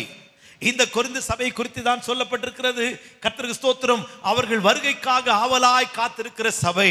ஆனால் இந்த சபைக்காக பவுல் ஜெபிக்கிறார். இந்த சபை எப்படிப்பட்ட சபையாய் மாறணுமா? சத்தமா சொல்லுங்களேன். நற்சீர் பொருந்த வேணும். நற்சீர், நீங்கள் நற்சீர் பொருந்தும்படிக்கு உங்களுக்காக விண்ணப்பம் செய்கிறோம். அப்படியானால் உங்களுக்காக ஒரு ஊழியக்காரன், உங்களுக்காக தேவனுடைய இருதயத்துக்கு ஏற்ற ஒரு மேய்ப்பன் உங்களுக்கு இருப்பானால் அந்த ஊழியக்காரனுடைய ஜெபம் என்னவா இருக்குன்னா, என் ஜனம் சீர் பொருந்தனும் ஆண்டவரே, என் ஜனம் நற்சீர் பொருந்தனும் ஆண்டவரே. சபைக்கு வந்துட்டா போதாத ஆண்டவரே, சபையிலிருந்து ஜனங்கள் பரிசுத்தமாக்கப்பட்டு வருகைக்கு ஆயத்தமாக்கப்படணும். இது நல்ல ஜெபமா? நல்ல ஜெபமா கெட்ட ஜெபமா? நல்ல ஜெபம் சொன்ன ஒரு அல்லேலூயா சொல்லியிருப்பீங்களே. எங்கட சபை கர்த்தருடைய வருகைக்கு ஆயத்தமாகணும். எங்கட சபை நற்சீர் பொருந்தணும். எங்கட சபை ஆண்டவரே எப்போ கர்த்தர் வந்தாலும் சந்திக்க ஆயத்தப்படணும். எங்கட சபை ஆயத்தப்படுத்தும். இதுதான் ஒரு மெய்ப்பனுடைய ஜெபம். அருமையானவர்களே, உங்களை கர்த்தர் சபையில கொண்டு வந்திருக்கிறது நற்சீர் பொருந்த, நற்சீர் பொருந்த. கர்த்தருக்கு ஸ்தோத்திரம். முந்தின சீரை காட்டிலும் நற்சீர் பொருந்த. முந்தின ரசம் நல்லாதான் இருந்துச்சு, முந்தின ரசம் நல்லாதான் இருந்துச்சு. ஆனா பிந்தின ரசம் சத்தமா, அதிலும் முந்தினது பேர் நல்லா இருந்ததா, பிந்தினது நல்லா இருந்ததா? அப்ப கர்த்தர் என்ன சொல்றார் தெரியுமா? நீ உலகத்தில் இருக்கும்போது பரவாயில்ல, ஆனா சபையில நான் கொண்டு வந்திருக்கிறேன். நீ பின்மாற்றக்காரனாய் உன்னை ரட்சிப்பில் நடத்தி, உன்னை ஆவியில கழுவி, வசனத்துல கழுவி உன்னை கொண்டு வந்திருக்க எதுக்கு தெரியுமா? நற்சீர் உண்டாக்க. முந்தின சீரை கால் நற்சீர் உண்டாக்க. முந்தின சுபாவத்தை ரூத்தை பார்த்து சொல்லப்பட்டது. அதற்கு ஸ்தோத்திரம். உன்னுடைய முந்தின சுபாவ நற்குணத்தை பார்க்கலாம், பிந்தின நற்குணம் பெரியது. அப்படியானால் கர்த்தருக்கு ஸ்தோத்திரம். முந்தி அவள் பின்பற்றினாள், முந்தி கர்த்தருக்கு ஸ்தோத்திரம் நகோமியை பின்பற்றினாள். மோவாபுக்கு திரும்பி போகாமல் நகோமியோடு பின்பற்றி வந்தால், அதைவிட மேலானது என்ன தெரியுமா? வாலிபர்கள் ஐஸ்வர்யவான் உலகத்தின் பின்னாடி போகாம போவாசின் பாதபடிக்கு வந்தது. உன்னை இயேசுவுக்கு மனவாட்டியாய் மாற்றுவது. இந்த சபையில வந்ததல்ல, உன்னை போவாசாகிய கர்த்தர் இயேசுவுக்கு மனவாட்டியாய் மாற்றுவதுதான் நகோமி ஆகிய மெய்ப்பர்களாகிய எங்களுடைய ஊழியம். இதற்காக நாங்கள் பிரயாசப்பட்டு கொண்டிருக்கிறோம். இந்த ஊழியத்தை ஏற்றுக்கொள்றவங்க, இந்த மெய்ப்பர்கள் ஏற்றுக்கொள்றவங்க 2 கையை உயர்த்தி ஒரு அலையிலேயே சொல்லலாமா? நீங்க சொல்ற பார்த்தா துக்கமா சொல்ற மாதிரி, உண்மையா ஏற்றுக்கொள்றேன்னு சொல்றவங்க மட்டும் கர்த்தர் உங்களை ஆசீர்வதிப்பாராக. கழுவப்பட்டதில்லே, ஆவியினால கழுவப்பட்டதும் இரத்தத்தால கழுவப்பட்டது வசனத்தால் கழுவப்பட்டதிலும் சபைக்கு வந்ததிலும் நீங்க ரொம்ப சந்தோஷப்பட்டுறாதீங்க. உங்களை அறிவோடும் புத்தியோடும் மேய்க்கிறதற்கு மேய்ப்பர்களை தந்திருக்கிறார். உங்களுக்காக நற்சீர் பொருந்த உங்களுக்காக ஜெபிக்கிறதற்கு ஊழியக்காரரை கர்த்தர் வைத்திருக்கிறார். இவருடைய உபதேசம், இவருடைய ஜெபம், இவருடைய கண்ணீர் உங்களுக்குள்ள நற்சீரை கொண்டு வரும். ஹல்லேலூயா. நம்பர் 3, மூன்றாவதாக கர்த்தர் ஸ்தோத்திரம். சில நேரங்களில் முதல்ல பின்மாற்றக்காரராக இருந்தோம். ரெண்டாவது குறிப்பிலே சபைக்கு கர்த்தர் கொண்டு வந்தார். மூன்றாவது குறிப்பிலே கர்த்தர் ஸ்தோத்திரம், சபைக்குள்ள வந்த பிறகும் சில பொல்லாத ஆவிகள் நமக்குள்ள இருந்துகிட்டு நம்மை சீர்கெட்டவர்களாய் மாற்றிடும். எப்படி மாற்றிடுமா? சத்தமா சொல்லுங்க. கர்த்தருடைய நாமத்திற்கு மகிமை உண்டாகட்டும். சபைக்குள்ள வந்த பிறகு பிரிவினையின் ஆவிகள், the spirit of deviations, பிரிவினையின் ஆவிகள். கொரிந்து சபையை குறித்து படிக்கும்போது 1 கொரிந்தியர் 1ஆம் அதிகாரம் 2ஆம் வசனத்தை வாசிக்கலாம். கொரிந்துவிலே கிறிஸ்து இயேசுவுக்குள் பரிசுத்தமாக்கப்பட்டவர்களாயும்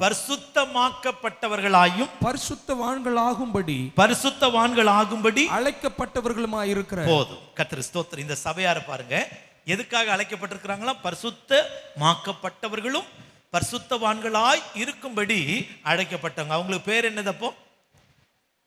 கொஞ்சம் சத்தமா. பரிசுத்தவான்கள். கொரிந்து சபையில் இருக்கிற எல்லாரும் எப்படிப்பட்டவங்க? அப்போஸ்தல அக்கினி ஐக்கியத்தில் இருக்கிற எல்லாரும் எப்படிப்பட்டவங்க? கொஞ்சம் தைரியமா சொல்லுங்களேன். ஏன் நீங்க பயப்படுறீங்க? நம்மெல்லாம் எப்படிப்பட்டவங்களா கர்த்தர் பார்க்கிறார்? பரிசுத்தவான்கள். பரிசுத்தவான்கள் பக்கத்தில் இருக்கிற பரிசுத்தவானுக்கு ஒரு கை கொடுத்து, கர்த்தர் பரிசுத்தத்துக்கு என்று நம்மை அழைத்திருக்கிறார். கர்த்தர் நம்மை பரிசுத்தவான்கள் ஆகும்படி அழைத்திருக்கிறார். கர்த்தர் ஸ்தோத்திரம். அப்ப நாம எல்லாம் எத்தனை பேருக்கு தைரியம் வருது? நான் இயேசு பரிசுத்தவானாகும்படி என்னை அழைத்திருக்கிறார். அந்த தைரியம் உள்ளவங்க மட்டும் ஒரு அலையிலேயே சொல்லுங்களேன். நம்பர் 1, கொரிந்து சபையில இருக்கிற எல்லாருமே யார் தான்? நம்பர் 2, கொரிந்து சபையில 7ஆம் வசனம். 1 கொரிந்தியர் 1ஆம் அதிகாரம் 7ஆம் வசனம். அப்படியே நீங்கள் யாதொரு வரத்திலும் குறைவில்லாதவர்களாய் நம்முடைய கர்த்தராகிய இயேசு கிறிஸ்து வெளிப்படுவதற்கு காத்திருக்கிறீர்கள். சபையார் எப்படி இருக்கிறாங்களாம்? கர்த்தர் ஸ்தோத்திரம், வாரங்களால நிரம்பின சபை. இரண்டாவது, இந்த சபை எப்படிப்பட்டவங்க? பரிசுத்தவான்கள். not only saints, they are full with the gifts of the God. அவர்கள் தேவனுடைய வரங்களால நிரப்பப்பட்ட சபையா. அந்த சபையில போனாலே ரவி பிரதர் மாதிரி பாடி கையை துடிங்க, கை தட்டுங்க, ஆவில் நிறைங்கன்னு சொல்ல வேண்டிய அவசியமே இல்லை. எல்லா வரங்களும் கிரியை செய்ய ஆரம்பிச்சிருது. தீர்க்க தரிசனம் வரம் கிரியை செய்கிறது, கர்த்தர் ஸ்தோத்திர குணமாக்கும் வரம் கிரியை செய்கிறது, ஆராதிக்கிறவர்கள் ஆராதிக்கிறார்கள், எல்லா வரங்களும் கிரியை செய்கிறது. மூன்றாவது, இந்த சபையில வாசிக்கலாம் 8 விதமான ஊழியங்கள். சாம் பிரதர் போராடிட்டு இருந்தார். கிராம ஊழியத்துக்கு வாங்க, கிராம விட்டு கொடுங்க, கிராம ஊழியத்துக்கு சேர்ந்து போவோம். வாசிக்கலாம் 1 கொரிந்தியர் 12:28. தேவனானவர் சபையிலே முதலாவது அப்போஸ்தலரை, இரண்டாவது தீர்க்கதரிசிகளை, மூன்றாவது போதகர்களையும், பின்பு அற்புதங்களையும், பின்பு குணமாக்கும் வரங்களையும், ஊழியங்களையும், ஆளுகைகளையும், பலவித பாஷைகளையும் ஏற்படுத்தினார். அந்த சபையில போனா புதுசு புதுசா அந்நிய பாஷை பேசுறாங்க. ஜனங்க எப்படி பேசுறாங்க? அந்நிய பாஷை பேசுறாங்க. கர்த்தர் ஸ்தோத்திரம், நம்ம அந்நிய பாஷையில பேசணும். இந்த 8 விதமான ஊழியம் இந்த சபையில் இருக்கு. ஒரு சபை அப்படின்னு சொன்னா 5 விதமான ஊழியக்காரர், 8 விதமான ஊழியம், 9 விதமான வரம். எபேசியர் 4ஆம் அதிகாரத்தில் படித்தோம். 5 விதமான ஆபீசர்ஸ், 5 kinds of officers, 5 வித ஊழியம், 8 விதமான ஊழியம். அந்த வசனம் பாருங்க. முதலாவது அப்போஸ்தலர், இரண்டாவது தீர்க்கதரிசி, மூன்றாவது போதகர், நாலாவது அற்புதம், 5வது குணமாக்கும் வரம், 6வது ஊழியங்கள். ஊழியங்கள் சொல்லும் போது கைப்பிரதி ஊழியம், ஜெபிக்கிற ஊழியம், கர்த்தர் ஸ்தோத்திரம், எல்லா ஊழியங்களும் அதில் அடங்கிரும். ஹாஸ்பிட்டல் மினிஸ்ட்ரி எல்லாம் அங்கே நடக்குது. அடுத்தது மாத்திரமா ஆளுகை. ஆளுகை என்று சொல்வது இந்த ஊழியங்களை நடத்துவதற்கு 10 பேருக்கு தலைவன், 50 பேருக்கு தலைவன், 100 பேருக்கு தலைவன் வைத்து டீமா அந்த ஊழியங்கள் நடக்கிறது. கடைசியில் அந்த சபையில் எல்லாரும் அந்நிய பாஷை பேசுறாங்க. நல்ல சபை தானா? பேச மாட்டேங்கிறீங்களே. வரங்களால் நிறைந்த சபை, ஊழியங்களால் நிறைந்த சபை, ஊழியக்காரர்களால் நிறைந்த சபை, கர்த்தருக்கு ஸ்தோத்திரம், பரிசுத்தவான்களாகும்படி அழைக்கப்பட்ட சபை. ஆனா இவ்வளவெல்லாம் இந்த சபை இருக்கும்போது 1 கொரிந்தியர் 1:10 பவுல் கொஞ்சம் துக்கத்தோடு கூட அந்த வார்த்தை எழுதுகிறார். வாசிக்க கேட்கலாம். சகோதரரே, நீங்கள் எல்லாரும் ஒரே காரியத்தை பேசவும், ஒரே காரியத்தை பேசவும், பிரிவினைகள் இல்லாமல் ஏக மனதும், பிரிவினைகள் இல்லாமல் ஏக மனதாய், ஏக யோசனையும் உள்ளவர்களாய் சீர்பொருந்தி இருக்கவும். இந்த சபை எப்படி இருக்கணுமா? ஒரே யோசனை, ஏக மனது, ஒன் மைண்ட், ஒன் கவுன்சில். கர்த்தருக்கு ஸ்தோத்திரம். ஒரே சிந்தை, ஒரே யோசனை. அப்ப அந்த சபையில் என்ன இருக்குன்னா, ஒவ்வொருத்தரும் ஒவ்வொரு கருத்துள்ளவங்களா இருக்கிறாங்க. அதுதான் 1 கொரிந்தியர் 3:2 படிக்கலாம். நீங்கள் பலனில்லாதவர்கள் ஆனதால் உங்களுக்கு போஜனம் கொடாமல் பாலை குடிக்க கொடுத்தேன். இன்னமும் நீங்கள் மாம்சத்துக்குரியவர்களா இருக்கிறபடியால் இப்பொழுதும் உங்களுக்கு பலன் இல்லை. இவங்க பாலையே குடிச்சிட்டு இருக்கிறாங்க, மாம்சத்துக்குரியவர்கள். கர்த்தருக்கு ஸ்தோத்திரம். போஜனத்தை புசிக்க முடியல.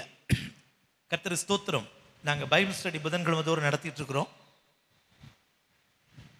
பிரயோஜனமானவர்களை போதித்து பிலமோனை குறித்து, பிலமோனா இல்லாவிட்டால் ஒனேசிமுவா என்று தியானிச்சிட்டு இருக்கிறோம். அதுல ஒனேசிமு என்றால் பிரயோஜனம் உள்ளவன், பிரயோஜனம் உள்ளவர்களா இருக்கணுமா. கர்த்தர் ஸ்தோத்திரம். யாருக்கு வழியை போதிப்பார், பிரயோஜனமான வழியை போதிப்பார் அப்படின்னா பால் மறந்தவர்களுக்கு. ஏசாயா 28 அப்படி படிக்கிறோம். யாருக்கு அவர் அறிவை உணர்த்துவார், யாருக்கு அவர் வழியை போதிப்பார்? பால் மறந்தவர்களுக்கும் முளை மறக்க பண்ணப்பட்டவர்களுக்கும் தானே. இந்த கொரிந்து சபையில வரங்கள் இருக்கு, கிருபைகள் இருக்கு, ஊழியக்காரர் இருக்கிறாங்க, ஊழியங்கள் நடக்கிறது, எல்லாம் இருந்தாலும் இந்த சபையார் எப்படி இருக்கிறாங்களா?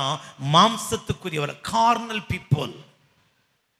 Cornell people, not a spiritual people. 3 விதமான ஜனம் உண்டு. Natural people, carnal people and spiritual people. இந்த 1 கொரிந்தியர் 3 கடைசியில தான் ஜென்ம சுபாவம் உள்ளவர்களும் நேச்சுரல் பீப்புள், மாம்சத்துக்குரியவர்கள் கார்னல் பீப்புள், spiritual people ஆவிக்குரியவர்கள் spiritual people. அருமையானவர்களே, நாம் ஆவிக்குரியவர்களா இந்த சபை இல்ல, மாம்சத்துக்குரியவர்களா இருக்கிறாங்க. அவங்களுக்குள்ளே பொறாமை, வாக்குவாதம், பேதகம் உங்களுக்குள் இருக்கிறது. நீங்கள் மனுஷ மார்க்கமாய் நடக்கிறீர்கள். துக்கத்தோடு சொல்கிற பிரிவினையின் ஆவி, the spirit of deviation. இந்த spirit of deviation நம்மை சீர்கெட்டவனாய் மாற்றிடும். அப்படியானால் இந்த சபையின் தலைவர்களுக்கு, இந்த சபையை நடத்துகிற ஊழியக்காரர்களுக்கு எழுப்புதலை குறித்து ஒரு கர்த்தர் தரிசனம் தந்திருக்கிறார். இங்க கூடியிருக்கிற இந்த சபையில் இருக்கிற எல்லாருக்கும் ஒரே மனது, ஒரே ஏக மனதும் ஏக யோசனையும் உள்ளவர்களாய். அப்படியானால் இந்த சபையில் இருக்கிற எல்லாருடைய சிந்தையிலேயும் எழுப்புதல், எழுப்புதல், எழுப்புதல். எல்லாருடைய பேச்சும் எழுப்புதல், எழுப்புதல், எழுப்புதல். நாம் ஏக சிந்தையும் ஏக யோசனை உள்ளவர்களாய், நமக்குள்ள இந்த பிரிவினையின் ஆவியே வரக்கூடாது ஐயா. இந்த பிரிவினை உங்களையும் என்னையும் சீர்கெட்டவனாய் மாற்றிவிடும். உங்களுக்குள்ளே வரங்கள் இருக்கலாம், உங்களுக்குள்ளே தாளந்துகள் இருக்கலாம், உங்களுக்குள்ள அபிஷேகம் இருக்கலாம், நீங்க இரத்தத்தால கழுவப்பட்டவர்களா இருக்கலாம், பரிசுத்தவான்கள் என்று பெயர் பெற்றவர்களா இருக்கலாம், நீங்கள் எருசலேம் ஆகிய சபையிலே அப்போஸ்தலர் ஐக்கியத்திலே நாட்டப்பட்டவர்களா இருக்கலாம். இதெல்லாம் பெரியதல்லையா. உங்களுக்குள்ள எனக்குள்ள பிரிவினையின் ஆவி இருக்க கூடாது. இந்த பிரிவினையின் ஆவி உங்களை என்னை எப்படி மாற்றுமாம்? சீர்கெட்டவனாய் மாற்றிடுமா. எப்படி மாற்றிடுமா? அப்ப நமக்குள்ள என்ன ஆவி இருக்க கூடாது? என்னையா எழுப்புதல் எழுப்புதல் ஜெபம் பண்றாங்க, எழுப்புதல்ல எங்க வரவே மாட்டேங்குதே. நமக்குள்ள ஏக மனது, ஏக யோசனை. இந்த கொரிந்து சபையிலே எல்லாம் இருந்துச்சு. ஆனா என்ன இல்லைன்னா ஒன்னஸ் இல்லை, ஏக மனது இல்லை. அதனால பவுல் கெஞ்சுகிறார், இந்த ஏக மனது உங்களுக்குள்ளே இல்லைன்னா உங்களை சீர்கெட்டவனாய் மாற்றிடும். நீங்க சீர்கெட்டு போயிருவீங்க. நீங்க சீர்கெட்டு போகாதபடிக்கு உங்களுக்குள்ள இருக்கிற இந்த பிரிவினையை நீக்கி போடுங்க. இன்னும் சில ரகசியங்கள் வேதத்தில் உண்டு. ரோம சபையார் பற்றி சொல்லப்பட்டிருக்கு. இந்த ரோம சபையாரும் பரிசுத்தவான்கள் தான். ஆனா இவங்களுக்குள்ள சீர்கெட்டவர்களாய் சீராய் நடக்க முடியல. சீராய் நடக்க முடியல. இதுக்கு என்ன ரீசன்? ஒரே ஒரு வசனம் படிச்சிடலாம். 13ஆம் அதிகாரம் 13வது வசனம். Romans chapter 13 verse 13. களியாட்டும் வெறியும் வேசித்தனமும், களியாட்டு, வெறி, வேசித்தனம், காம விகாரம், வாக்குவாதம், பொறாமை உள்ளவர்களாய் நடவாமல், பகலிலே நடக்கிறவர்களைப் போல சீராய் நடக்க கடவோம். இங்கே ஆண்டவர் அவங்கள பார்த்து சொல்றார், சபையே நல்ல ஊழியம் செய்றீங்க, ஆவியில அனலா இருக்கிறீங்க, விசுவாசிகளுக்கெல்லாம் உதவி செய்றீங்க, தரித்திரரை தாங்குறீங்க, எல்லாம் நல்ல சுபாவம் தான். ஆனா இவங்களுக்குள்ள சின்ன சின்ன கெட்ட சுபாவம் இருக்கு. களியாட்டு என்ன இருக்காம்? ஒரு டிரான்ஸ்லேஷன்ல கேம்பிளிங்ஸ், சிலருக்குள்ள சீட்டாட்டம், பெட் பேட்ச் பார்க்கும்போது பெட் கட்டி விளையாடுறது, தாயம் விளையாடுறது, பல்லாங்குழி விளையாடுறது, இது எல்லாமே இதுல அடங்கிறது ஐயா. வேசித்தனம், காம விகாரம், சிலருக்கு எப்ப பார்த்தாலும் வாக்குவாதம். நாம் ஒளியில் நடக்கிற ஜனம். அதோடு மாத்திரமல்ல, 2 தீமோத்தேயின் புஸ்தகம் 2ஆம் அதிகாரம் 16வது வசனம். 2 தீமோத்தேயு chapter 2 verse 16. சீர்கேடான வீண் பேச்சுகளுக்கு விலகி இரு. அவைகளால் கள்ள போதகங்களான அவர்கள் அதிக அவபக்தி உள்ளவர்கள் ஆவார்கள். வீண் பேச்சு தொண பேசிட்டே இருக்குது. சிலர் பேச ஆரம்பிச்சுட்டா பெல்ல இருக்காது, பிரேக்கும் இருக்காது. வீண் பேச்சு பேசிட்டே இருப்பான், கிருபையெல்லாம் இழந்துருவான். இதெல்லாம் நம்மை சீர்கேட்டுக்கு நேராய் நடத்துமா? 1 கொரிந்தியருக்கு பவுல் எழுதும்போது சொல்லுகிறார், மோசம் போகாதிருங்கள், ஆகாத சம்பாஷணை நல்லொழுக்கத்தை கெடுக்குமா. நம்மால் பாருங்க, தூரமா போயிட்டா வீட்டில் மனைவி கிட்ட பேசும்போது ரொம்ப ஷார்ட் அண்ட் ஸ்வீட்டா பேசுவான். அது என்னவோ தெரியல, போன்ல பேசும் மனைவி கிட்ட பேசின மட்டும் அவ்வளோ பயபக்தி, ரொம்ப குறுகிய வார்த்தை. சரிம்மா, ஓகே, ஓகே, ஆமேன். ஆனா வெளியே ஆள்கிட்ட பேசினா, நம்ம phone அடிச்சோம்னா someone speaking to someone else. யார் அந்த someone? யார் அந்த someone? எப்ப பார்த்தாலும் அந்த நெட் எப்பவும் பிஸியாவே இருக்கு. நீ சீர்கெட்டு போயிடாதையா. வீண் பேச்சு, வீணான கிரியைகள். கொரிந்து சபை நிலவரம் உனக்கு எனக்கு வந்துடக்கூடாது. இவையெல்லாம் பேசி பேசி நம்ம ஒரு டீம் ஆயிடுவோம். நம்ம நடத்துகிறவர்களுக்கு விரோதமாய் என்ன எழுப்புதல், என்ன பெருசா ஜெபம் பண்ணிக்கிறோம், என்ன நடக்க போகுது, ஒண்ணு நடக்கலையே. நம்ம ஜாக்கிரதையா இருப்பையா. இது பிசாசின் தந்திரம். பிசாசுக்கு நம்ம மனதை செலுத்த வேண்டாம். ஒரே சிந்தை, ஒரே யோசனை. கர்த்தருக்கு ஸ்தோத்திரம். இந்த சபைக்குள்ள கிருபைகள், வரங்கள், அபிஷேகம் எல்லாம் இருந்தாலும் அவங்களுக்குள்ள ஸ்பிரிட்ல டிவியேஷன்ஸ், அவங்களுடைய ஆவியில அவங்க பிரிந்து போனவங்களா இருந்துட்டாங்க. அல்லாஹ் பவுல் பெக் பண்ணி எழுதுறார். கர்த்தருக்கு ஸ்தோத்திரம். பிரிவினை நம்மை சீர்கேட்டுக்கு நேராய் நடத்தும். 3வது குறிப்புக்கு வருகிறேன். கர்த்தருக்கு ஸ்தோத்திரம். 1வது குறிப்பிலே கர்த்தருக்கு ஸ்தோத்திரம் மறந்ததினாலே, 2வது குறிப்பு சபையில கொண்டு வந்து, 3வது வரங்கள் கிருபைகளை நம்ப வேண்டாம். கர்த்தருக்கு ஸ்தோத்திரம். நாம் கர்த்தருக்கு ஸ்தோத்திரம் அதர்சனத்தோடு கூட சேர்ந்து இருப்போம். 4வதாக கர்த்தருக்கு ஸ்தோத்திரம், ஏசா என்கிற ஒரு மனுஷனை குறித்து படிக்கிறோம். அவனை குறித்து வேதம் சொல்லுகிறது, ஏசாவை போல சீர்கெட்டவனா இருக்க கூடாதாம். Hebrews chapter 12 verse 16. எபிரேயர் 12ஆம் அதிகாரம் 16வது வசனம். எபிரேயர் 12ஆம் அதிகாரம் 16வது வசனம். ஒருவனும் பேசிக்கலனாகவும் ஒருவேளை போஜனத்துக்காக, அந்த வார்த்தையை பாருங்க, ஒருவேளை போஜனத்திற்காக தன் சேஷ்ட புத்திர பாகத்தை விற்று போட்ட ஏசாவை போல சீர்கெட்டவனாக இராதபடிக்கு எச்சரிக்கையாயிருங்கள். ஏசாவுக்கு ஒரு பேர் வச்சுட்டாங்க. என்ன பேர் தெரியுமா? சீர்கெட்டவன். ஒரு அல்லேலூயா சொல்லுங்களேன். நிறைய காரியம் சொல்லலாம், ஆனா ஒரே ஒரு காரியத்தை அங்க அருமையா மென்ஷன் பண்ணிருக்கு. ஒருவேளை போஜனத்திற்காக சேஷ்ட புத்திர பாகத்தை விற்று போட்டானா. கர்த்தருக்கு ஸ்தோத்திரம். 2 வாரத்துக்கு முன்னாடி ஒரு ஃபோன் எனக்கு வந்துச்சு.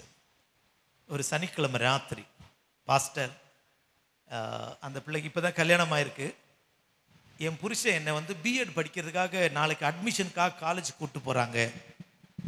நான் காலேஜுக்கு போய் என்னை காலேஜில் சேர்க்க போகிறாங்க. அட்மிஷன் கிடைக்க போகுது, எனக்காக ஜெபம் பண்ணுங்கன்னாங்க. நாளைக்கு என்ன கிழமைன்னு கேட்டேன். Sunday pastor. எத்தனை மணிக்கு போகிறீங்க? காலேஜுக்கு 9 மணிக்கு வர சொல்லியிருக்கிறாங்க. நான் சொன்னேன், அப்படி ஒரு படிப்பே வேண்டாமா, அப்படி படித்தாலும் உனக்கு வேலை கிடைக்காதுமா, முதல்ல ஆராதனைக்கு போ, ஆராதனை முடிச்சுட்டு அதுக்கப்புறம் போ, உனக்கு அட்மிஷன் கிடைக்கும். இல்லை பாஸ்டர், எங்கள் வீட்டுக்காரர், இதுக்கு பிறகு உங்கள் ஊழியக்கார்ட்ட கேள், உங்களோட ஏரியா பாஸ்டர் கேள். நல்ல பிள்ளை. நேராக சர்ச்சுக்கு போனான். சர்ச்சு முடித்த பிறகு அவங்க பாஸ்டர்கிட்ட போய் சொல்லியிருக்கிறா. அவங்களுக்கு தலைமை போதகிற நான் தான். அவங்க பாஸ்டர்கிட்ட போய் கேட்டா, இது மாதிரி பாலடைக்கலும் பாஸ்டர்கிட்ட ஃபோன் பண்ணேன், நீ முதல்ல ஆராதனைக்கு போ, உனக்கு அப்படி ஒரு படிப்பே வேண்டான்ட்டாரு. நீங்கள் என்ன சொல்கிறீங்க? நீ புதன்கிழமை போமா, உனக்கு காலேஜில் இடம் கிடைக்கும், போ, ஆராதனையில் திருவிருந்தெல்லாம் அட்டென்ட் பண்ணிட்டு போ. அவங்களோட சொந்தங்கள் எதிர்ப்பு. நல்ல ஒரு சகோதரி ஊழியக்கார வார்த்தைக்கு அப்படியே கீழ்ப்படிந்தா. அவ சொன்னா, ஞாயிற்றுக்கிழமை நான் போயிருந்தா எனக்கு 50,000 ரூபா ஃபீஸ். ஊழியக்காரங்க சொல்லி அவட வார்த்தைக்கு நான் கீழ்ப்படிந்து தேவனுடைய ஆராதனையும் திருவிருந்தையும் நான் தள்ளி போடாமல் போனதுனால எனக்கு 40,000 ரூபா ஃபீஸ். ஒரு அல்லேலூயா சொல்லுங்களேன், ஒரு அல்லேலூயா சொல்லுங்களேன். கர்த்தருக்கு ஸ்தோத்திரம். கொஞ்ச நேரம் தானே போயிட்டு வந்துடுறேன். கர்த்தருக்கு ஸ்தோத்திரம். நான் அண்ணா யூனிவர்சிட்டியில் பிஇ முடித்தேன். ஜான்சன் அண்ட் ஜான்சன் கம்பெனியில் நான் வேலை செய்துட்டு இருந்தேன். ஞாயிற்றுக்கிழமை வேலை தந்தாங்கங்கிற ஒரே வார்த்தைக்காக வேலையே வேண்டான்னு ஊழியத்துக்கு இறங்கி வந்தேன். கர்த்தர் என்னை குறைவாய் வைக்கலையா, என்னை குறைவாய் வைக்கல. எனக்கு ஒரு மூத்த அண்ணர்கள், எனக்கு அவனுக்கு 16 வயசு வித்தியாசம்.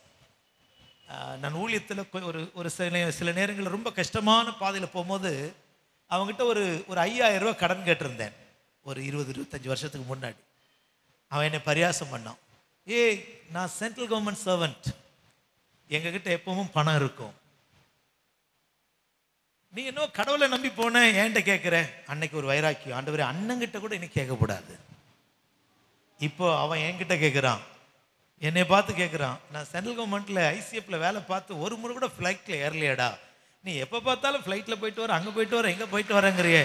இப்போ நான் என்ன தெரியுமா சொல்கிறேன், நான் ஹெவன்லி கவர்மெண்ட் சர்வெண்ட்டியா, நான் heavenly government servant. I am not a central government, Modi government கிடையாது. நான் பரலோக கவர்மெண்ட்டுக்கு சொந்தக்காரன். ஒருவேளை போஜனத்துக்காக அவன் என்னை ஏசினது எனக்கு நல்லது. எனக்குள்ள இன்னும் கிறிஸ்துக்குள்ள ஊன்ற கட்டப்பட வைராக்கியம் வந்தது. கர்த்தருக்கு ஸ்தோத்திரம். ஒருவேளை போஜனத்துக்காக தன்னுடைய சேஷ்ட புத்திர பாகத்தையே விற்று போட்டுட்டு ஏசாங்கிற பேருக்கு பக்கத்துல சீர்கெட்டவனாகிய ஏசான்னு மாத்திக்கிட்டானே. சீர்கெட்டவனாகிய ஏசா. சிலருக்குலாம் பேர் சொன்னா தெரியாது, ஜிடி நாயுடுன்னு தெரியாது. ஜிடி நாயுடு. சில பேருக்கு சில அடைமொழி கொடுத்தா தான் தெரியும். கர்த்தருடைய நாமத்திற்கு மகிமை உண்டாகட்டும். அது மாதிரி மூளை அப்படின்னாக்கா ஜிடி நாயுடு மூளையா அப்படின்னு கேட்குறாங்க. கர்த்தர் ஸ்தோத்திரம். அது மாதிரி ஒவ்வொரு சில அடைமொழி. இப்போ ஏசா சீர்கெட்டவன். சிலர் நித்தியமான நன்மையை விட்டுட்டு ஒரு நேரத்துக்காக, ஒரு சில நிமிஷத்தின் நன்மைக்காக நித்தியமானது இழந்து போறாங்களே. நான் அடிக்கடி பொன்னம்மா சன்னியாசினி அந்த தாயாரை நான் முகமுகமாய் பார்த்திருக்கிறேன். அவங்க நிறைய பாட்டு எழுதியிருக்கிறாங்க. அவங்க பாடின ஒரு பாட்டு தான், மண்ணுக்காக மாணிக்கத்தை விட்டிட மாட்டே, வேறும் மண்ணுக்காக மாணிக்கத்தை விட்டிட மாட்டே. எவ்வளவு அருமையான பாடல் தெரியுமா? கர்த்தருக்கு ஸ்தோத்திரம். மண்ணுக்காக மாணிக்கமாகிய இயேசுவை நான் விட மாட்டேன், இந்த இயேசுவை நான் விட மாட்டேன். கர்த்தருக்கு ஸ்தோத்திரம். ஆண்டவருக்காக நான் இந்த பூமியின் சந்தோஷத்தை தள்ளி விடுவேன். ஏசா ஒருவேளை போஜனத்துக்காக. வேதத்தில் சில காரியங்கள் சொல்லப்பட்டிருக்கிறது. யோனாவை குறித்து படிக்கிறோம். கர்த்தருக்கு ஸ்தோத்திரம். யோனாவின் புஸ்தகம் 2ஆம் அதிகாரம் 8ஆம் வசனத்திலே யோனா 2:8 மாயையை பின்பற்றுகிறவர்கள் தங்களுக்கு வருகிற கிருபை என்ன செய்கிறார்களாம்? போக்கடிக்கிறார்கள். பொய்யான மாயையை பற்றிக் கொள்கிறவர்கள், பொய்யான மாயையை பற்றிக் கொள்கிறவர்கள் தங்களுக்கு வருகிற கிருபையை போக்கடிக்கிறார்களாம். நீதிமொழிகள் 23ஆம் அதிகாரம் 5ஆம் வசனத்திலே அந்த ஒரு வசனத்தை வாசிக்க கேட்கலாம். 23:5. இல்லாமற் போகும் பொருள் மேல் உன் கண்களை பறக்க விடுவானே. இல்லாத போகிற பொருள் யா, இதுக்காக உன் கண்ணை பறக்க விடாத. நித்தியமானது பற்றிக்கொள். சிரேஷ்டபுத்திர பாகத்தை அவன் இழந்து போனானே, சிரேஷ்டபுத்திர பாகத்தை இழந்து போனானே, சீர்கெட்டவனாய் மாறி போனானே. உங்களை என்னை கர்த்தர் பெர்த்ரைட்டுக்கு, ஃபர்ஸ்ட் பார்ன் பெர்த்ரைட், சிரேஷ்ட புத்திரமாக சுதந்திரத்துக்கு சொந்தக்காரனாய் வைத்திருக்கிறார். இரட்டிப்பான ஆசீர்வாதத்துக்கு சொந்தக்காரனாய் வைத்திருக்கிறார். இரட்டிப்பான நன்மைகளுக்கு சொந்தக்காரனாய் வைத்திருக்கிறார். கர்த்தருடைய நாமத்துக்கு மகிமை உண்டாகட்டும். இந்த உலகத்தில் இல்லாமல் போகிறதற்காக கண்களை பறக்க விட வேண்டாம். ஏசாவை போல அலட்சியப்படுத்தினான். நம்முடைய ஜீவியத்தில் அநேக காரியங்களை அலட்சியப்படுத்துகிறோம். நானே சாக போகிறேன். அநேகருக்கு ஜபத்தின் மேல் அலட்சியம், ஆராதனையின் மேல் அலட்சியம், தேவன் ஆசீர்வதிக்கிற ஆசீர்வாதத்தின் மேல் அலட்சியம். நீ அலட்சியப்படுத்தி அலட்சியப்படுத்தி சீர்கெட்டவனாய் போய்விடாதே. உன்னை சீர்பொருந்த பொண்ணு கர்த்தர் உன்னை அழைக்கிறார். அடுத்ததாக கர்த்தர் ஸ்தோத்திரம், ஒரு காரியத்தை கூட நமக்கு தியானிக்கலாம். நோவாவின் காலத்திலே தேவன் வானத்திலிருந்து பூமியை நோக்கி பார்த்தாராம். ஆதியாகமம் 6ஆம் அதிகாரம் 12ஆம் வசனத்திலே, ஆதியாகமம் 6:12 தேவன் பூமியை பார்த்தார், இதோ அது சீர்கெட்டதாய் இருந்தது. அது எப்படி இருந்ததா? சத்தமா சொல்லுங்களேன். பூமியே சீர்கெட்டு போயிருந்துச்சாம். இதைதான் இயேசுவும் கூட புதிய ஏற்பாட்டிலே சொன்னார். மத்தேயு சுவிசேஷத்திலே கர்த்தர் ஸ்தோத்திரம் 24:37 படிக்கும்போது, 24:37 படிக்கும்போது கர்த்தர் ஸ்தோத்திரம், நோவாவின் காலத்தில் நடந்தது போல மனுஷகுமாரன் வருங்காலத்திலும் நடக்கும். நோவாவின் காலத்தில் எப்படி நடந்ததோ அப்படியே மனுஷகுமாரன் வருங்காலத்தில் நடக்குமா? அப்படி என்னால் நோவாவின் காலத்தில் என்ன நடந்தது? தேவகுமாரர் மனுஷகுமார்த்திகளை அதிக சௌந்தரியம் உள்ளவர்கள் என்று கண்டு அவர்களுக்குள்ளே தங்களுக்கு பெண்களை தெரிந்து கொண்டார்கள். அடுத்த வசனத்திலே, அப்பொழுது கர்த்தர், என் ஆவி என்றைக்கும் மனுஷனோடு போராடுவதில்லை, அவன் மாம்சந்தானோ, அவன் இருக்க போகிற நாட்கள் 120 வருஷம் என்றார். ராட்சத சந்ததி. அடுத்த வசனத்தில் படிக்கிறோம், ராட்சதர்கள் பிறந்தார்களா? சிலர் இந்த வார்த்தையை ராங் இன்டர்பிரேஷன் பண்றாங்க. என்னன்னு சொன்னா, தேவபுத்திரர் அப்படின்னா தூதர்கள் அப்படி என்றும், மனுஷபுத்திரர் மனுஷகுமார்த்திகள் என்றால் மனுஷர்கள் என்றும், தேவ தூதர்கள் மனுஷர்களோடு கூட தகாத விதமாய் நடந்து ராட்சதர்கள் பிறந்தார்கள் என்று தவறான மொழிபெயர்ப்பு சொல்றார்கள். ஆனா தேவபுத்திரர் யார்? மனுஷபுத்திரர் யார்? தேவபுத்திரர் யார்? மனுஷபுத்திரர் யார்?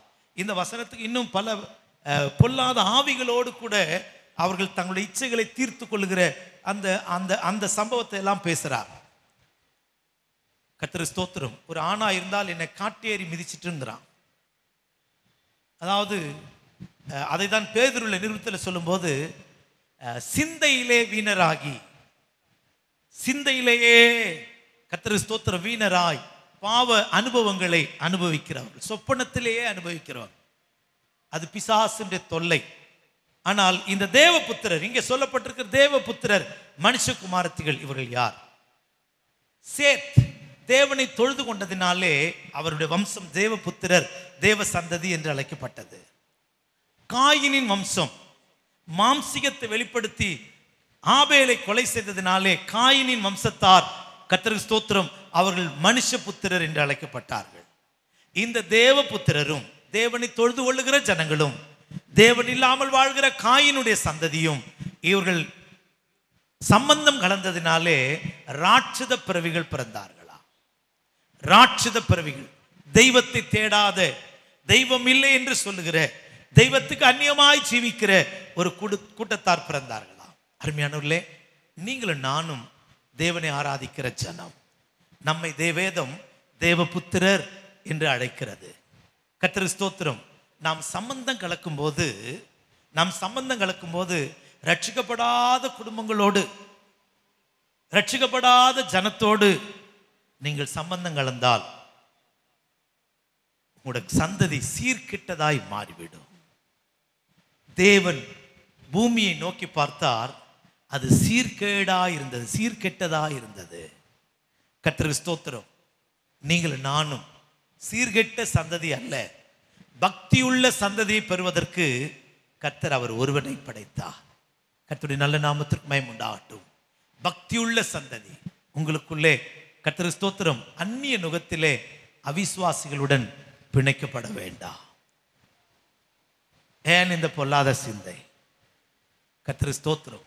இன்னும் சிலருக்கு பொண்ணு சோப்பா இருந்து டவுரி நிறைய கிடைச்சா தேவ சித்தம், பொண்ணு கொஞ்சம் கருப்பா இருந்து டவுரி கொஞ்சம் குறைஞ்சிட்டுனா, ஒரு 10 பவுன் குறைஞ்சிட்டா போதும், கர்த்தருக்கு சித்தமானால் நாங்கள் சொல்லுகிறோம். ஆவிக்குரியவன் ஆவிக்குரியதோடு கூட சம்பந்தப்படுத்தி பேசினையா. காட்டையும் மாட்டையும் கழுதையும் பிணைத்து விடக்கூடாதா? உபாகம புஸ்தகத்தில் அப்படி ஒரு வசனம் உண்டு. கர்த்தருக்கு ஸ்தோத்திரம். உபாகம புஸ்தகத்தில் 22:10, மாட்டையும் கழுதையும் பிணைத்து உழாதிருப்பாயாக. அழகா பைபிள் எழுதியிருக்கு, மாட்டையும் கழுதையும் பிணைத்து விடக்கூடாதா. மாடு எஜமானின் சித்தம், கழுதை சுய சித்தம், சுய சித்தம், தன்னிச்சையாய் திரிகிற சித்தம். இந்த ரெண்டும் உனக்குள்ள எனக்குள்ள இருக்கக்கூடாதுயா. கர்த்தருடைய நாமத்துக்கு மகிமை உண்டாகட்டும். இது நம்மை கர்த்தருக்கு ஸ்தோத்திரம் சீர்கெட்டவனாய் மாற்றிடும். சமயம் அதிகமாகிறது. கர்த்தருக்கு ஸ்தோத்திரம். நாம் சீர்கெட்டவர்களாய் போய்விடக்கூடாது. தேவனுடைய நாமத்துக்கு மகிமை உண்டாகட்டும். நோவாவின் காலத்தை போல நீங்க சீர்கெட்டதாய் உங்களுடைய ஜீவியம், உங்களுடைய குடும்ப ஜீவிதம் மாறி போக வேண்டாம். கலாத்திய சபை ஆவியில ஆரம்பித்தவங்க மாம்சத்தில் முடிக்கிறாங்க. கலாத்தியர் 6:13 3ஆம் அதிகாரம் 3ஆம் வசனத்திலே 3 மாத்திரம் வாசிக்கலாம்.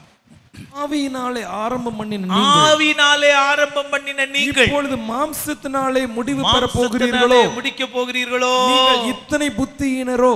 ஆமா, கர்த்தருக்கு பயங்கரமா துக்கத்தோடு கேட்கிறார். ஆவியிலே ஆரம்பம் பண்ணி மாம்சத்துல முடிக்க வேண்டாம். நோவாவின் காலத்தை போல இருக்க வேண்டாம். கர்த்தருக்கு ஸ்தோத்திரம். கடைசியாக ஒரு சீர்கேடை மாத்திரம் சொல்லி நான் நிறைவு செய்கிறேன். நீதிமொழிகளின் புஸ்தகம் 29ஆம் அதிகாரம் 18ஆம் வசனம். நீதிமொழிகள் 29:18. தீர்க்க தரிசனம் இல்லாத இடத்தில் ஜனங்கள் சீர்கெட்டு போவார்கள். இங்கிலீஷ்ல தரிசனம் இல்லாத இடத்தில் ஜனங்கள் சீர்கெட்டு போவார்கள் சொல்லியிருக்கேன். நமக்கு ஒரு தரிசனம் தேவை. கலாத்திய சபைக்கு தரிசனம் இல்லாமல் போயிற்று. 3ஆம் அதிகாரம் 1ஆம் வசனத்தை வாசிக்க கேட்டோம். ஆரம்பம் ஆவியில, ஆனா முடிவு மாம்சத்துல. கர்த்தருக்கு ஸ்தோத்திரம். நேபுகாத் நேச்சார், நல்ல கவனிங்க, சொப்பனம் கண்டான், தரிசனம் கண்டான். தரிசனம் மறந்து போனதுனால அவனும் கலங்கினான், மற்றவர்களையும் கலக்கத்துக்குள்ளாக்கினான். உனக்கு தேவன் தரிசனம் தரணும். தரிசனத்தை இழந்தாலும் கலக்கம் வரும், தரிசனத்தை மறந்தாலும் கலக்கம் வரும். நமக்கு தரிசனம் தேவை. கர்த்தருக்கு ஸ்தோத்திரம். ஆனால் ஆபிரகாமுக்கு ஒரு தரிசனம் இருந்தது. வாசிக்க நேரம் இல்லை. எபிரேயர் நிருபம் 11ஆம் அதிகாரம் 13வது வசனத்திலே நாம் வாசிக்கும் பொழுது, ஆபிரகாம் தூரத்திலே அந்த பரம எருசலேமை கண்டி கர்த்தர் தாமே கட்டி உண்டாக்கின அஸ்திபாரம் உள்ள நகரத்துக்காய் காத்திருந்தானாம். அதை தூரத்திலே கண்டு, வாக்குத்தத்தம் பண்ணப்பட்டு அடையாமல் தூரத்தில் அவளை கண்டு நம்பி அவளை அணைத்து கொண்டான் என்று வேதம் சொல்லுகிறது. அந்த பரலோகத்திற்கு, அந்த பரம வீட்டுக்கு போவதற்கு அவன் தன்னை அந்நியனாய் பரதேசியாய் தன்னை ஜீவித்தானையா. நமக்கு ஒரு தரிசனம், நம்முடைய சபைக்கு ஒரு தரிசனத்தை தந்திருக்கிறார். தரிசனம் என்ன? தூத்துக்குடி இயேசுவுக்கு, தூத்துக்குடி இயேசுவுக்கு எழுப்புதலை நம்முடைய கண்கள் காண போகிறது. நாமும் கூட ஒரே ஒரு வசனம் வாசித்து முடிக்கலாம். அந்த தரிசனத்தை கண்டுகிட்டே இருக்கணும், கண் முன்னால் வச்சுக்கிட்டே இருக்கணும். ஏசாயா 33:17 உன் கண்கள் ராஜாவை மகிமை பொருந்தினவராய் காணும். ஏசாயா 33:17 நான் படிக்கும்போது, உன் கண்கள் ராஜாவை மகிமை பொருந்தினவராய் காணும், மகிமை பொருந்தினவராய் காணும். தூரத்தில் உள்ள தேசத்தையும் பார்க்கும். தூரத்தில் உள்ள தேசத்தை பார்க்கும். தூரத்தில் உள்ள தேசம் நம்முடைய பரலோகம். அந்த பரலோகத்தை நம்முடைய கண்கள் காணணும். தூத்துக்குடியில் இருக்கிற ஜனங்கள் எல்லாம் கூட்டம் கூட்டமாய் சாரை சாரையாய் போய் அந்த பரலோகத்தை நிரப்பணும். இந்திய தேசம் இயேசுவுக்கு சொந்தமாய் மாறணும். நம்ம அந்த தரிசனம் உடையவர்களாய் மாறுவோம். தரிசனத்தை மறந்தாலும் தரிசனத்தை இழந்தாலும் நாம் சீர்கெட்டவர்களாய் மாறிவிடுவோம். 6 காரியம். முதல்ல, தேவனை மறந்ததினால் நாம் எப்படி மாறுகிறோம்? சீர்கெட்டவர்களாக. 2வது, கர்த்தருக்கு ஸ்தோத்திரம், சபைக்குள்ளே கர்த்தர் நம்மை கொண்டு வந்து பரிசுத்தவான்கள் என்று பெயர் கொடுத்துட்டார். ஆனால் நமக்குள்ள இருக்கிற சீர்கேடுகள் மாறுவதற்கு நமக்கு ஊழியக்காரரை கொண்டு மாற்றுகிறார். 3வது, கிருபைகள் வரங்கள் எல்லாம் கொரிந்து சபையில் இருந்தாலும் the spirit of deviations, பிரிவினையின் ஆவி அவர்களை சீர்கெட்டவர்களாய் மாற்றினது. நமக்கு அந்த சீர்கேடின் ஆவி தேவை. 4வது, கர்த்தருக்கு ஸ்தோத்திரம், 4வது என்னதான்? ஏசா ஒருவேளை போஜனத்திற்காக, கொஞ்ச நேர சந்தோஷத்திற்காக சீர்கெட்டவனாய் போனான். நாம் அப்படி மாறிவிடக்கூடாது. 5வது, கர்த்தருக்கு ஸ்தோத்திரம், நோவாவின் காலத்தில் நடந்தது போல. நம்முடைய விவாகத்துக்கு பேரே பரிசுத்த மெய் விவாகம் போடுறாங்க. கர்த்தருக்கு ஸ்தோத்திரம், நாம் நம்முடைய சந்ததி நாம் கர்த்தருக்கு முன்பாய் சீர்கெட்ட ஜீவியம் செய்யாமல் பரிசுத்த ஜீவியம் செய்வோம். 6வதாக, தரிசனம். தாவீது சொல்லுகிறது போல, கர்த்தர் எப்பொழுது எனக்கு முன்பாக வைத்திருக்கிறேன் அந்த தரிசனம். எருசலேமே ராஜாவின் உன் கண்கள் ராஜாவை மகிமை பொருந்தினவராய் காணும் அந்த தரிசனம். சபைக்கு தேவன் தந்த தரிசனம். தரிசனத்தின் பாதையிலேயே ஓடுவோம், சீர்கெடாமல் இருப்போம். ஒரே ஒரு வசனம், கடைசி வசனத்தை வாசித்து முடிக்கலாம். ஓசியா 14:4 தலைப்பு வசனத்துக்கு திரும்புவோம்.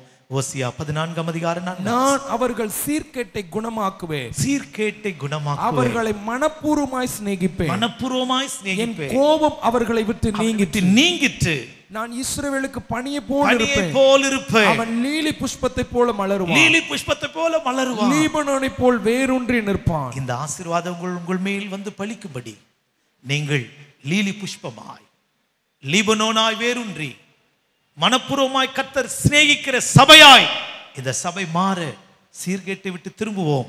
இன்றைக்கே நம்மை குணப்படுத்தட்டும், இன்றைக்கே நாம் குணமாவோம், இன்றைக்கே சீர்கேடுகள் மாறட்டும். கர்த்தர் நம்மை ஆசீர்வதிப்பார். ஜெபம் ஜெபம் துதி துதி ஆராதனை ஆராதனை புதுப்பாடல் புதுப்பாடல் யுத்தம் யுத்தம் எழுப்புதல் எழுப்புதல் உத்தரவாதம் உத்தரவாதம் ஐக்கியம் ஐக்கியம் ஐக்கியம். நம் சபை நிகழ்வுகள்.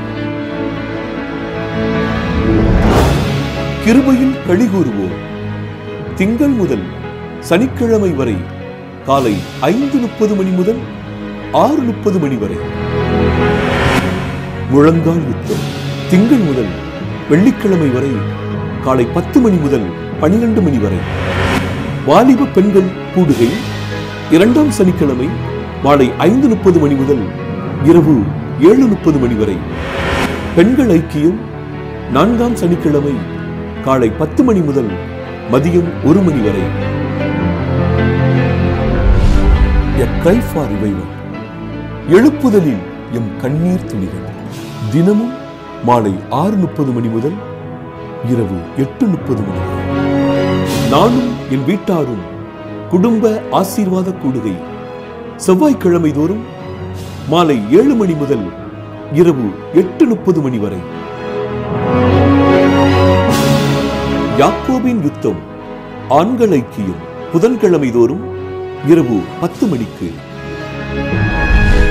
தீமோத்தேயு வாலிப ஐக்கியம் 2வது சனிக்கிழமை மாலை 5:30 மணி முதல் 7:30 மணி வரை.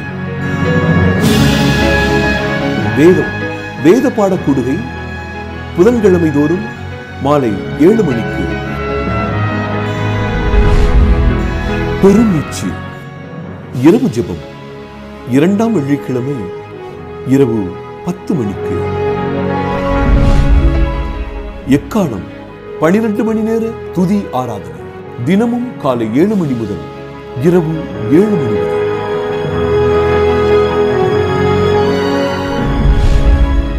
ஞாயிறு ஆராதனை காலை 9 மணிக்கு. உபவாச ஜெபம் முதல் சனிக்கிழமை காலை 9 மணிக்கு. இயேசுவை உயர்த்துவோம் மாதத்தின் முதல் சனிக்கிழமை மாலை 6:30 மணிக்கு. 24 மணி நேர ஜெப உதவிக்கு அழைக்க வேண்டிய அலைபேசி எண் 9500373818. தொலைபேசி எண் 0461 2310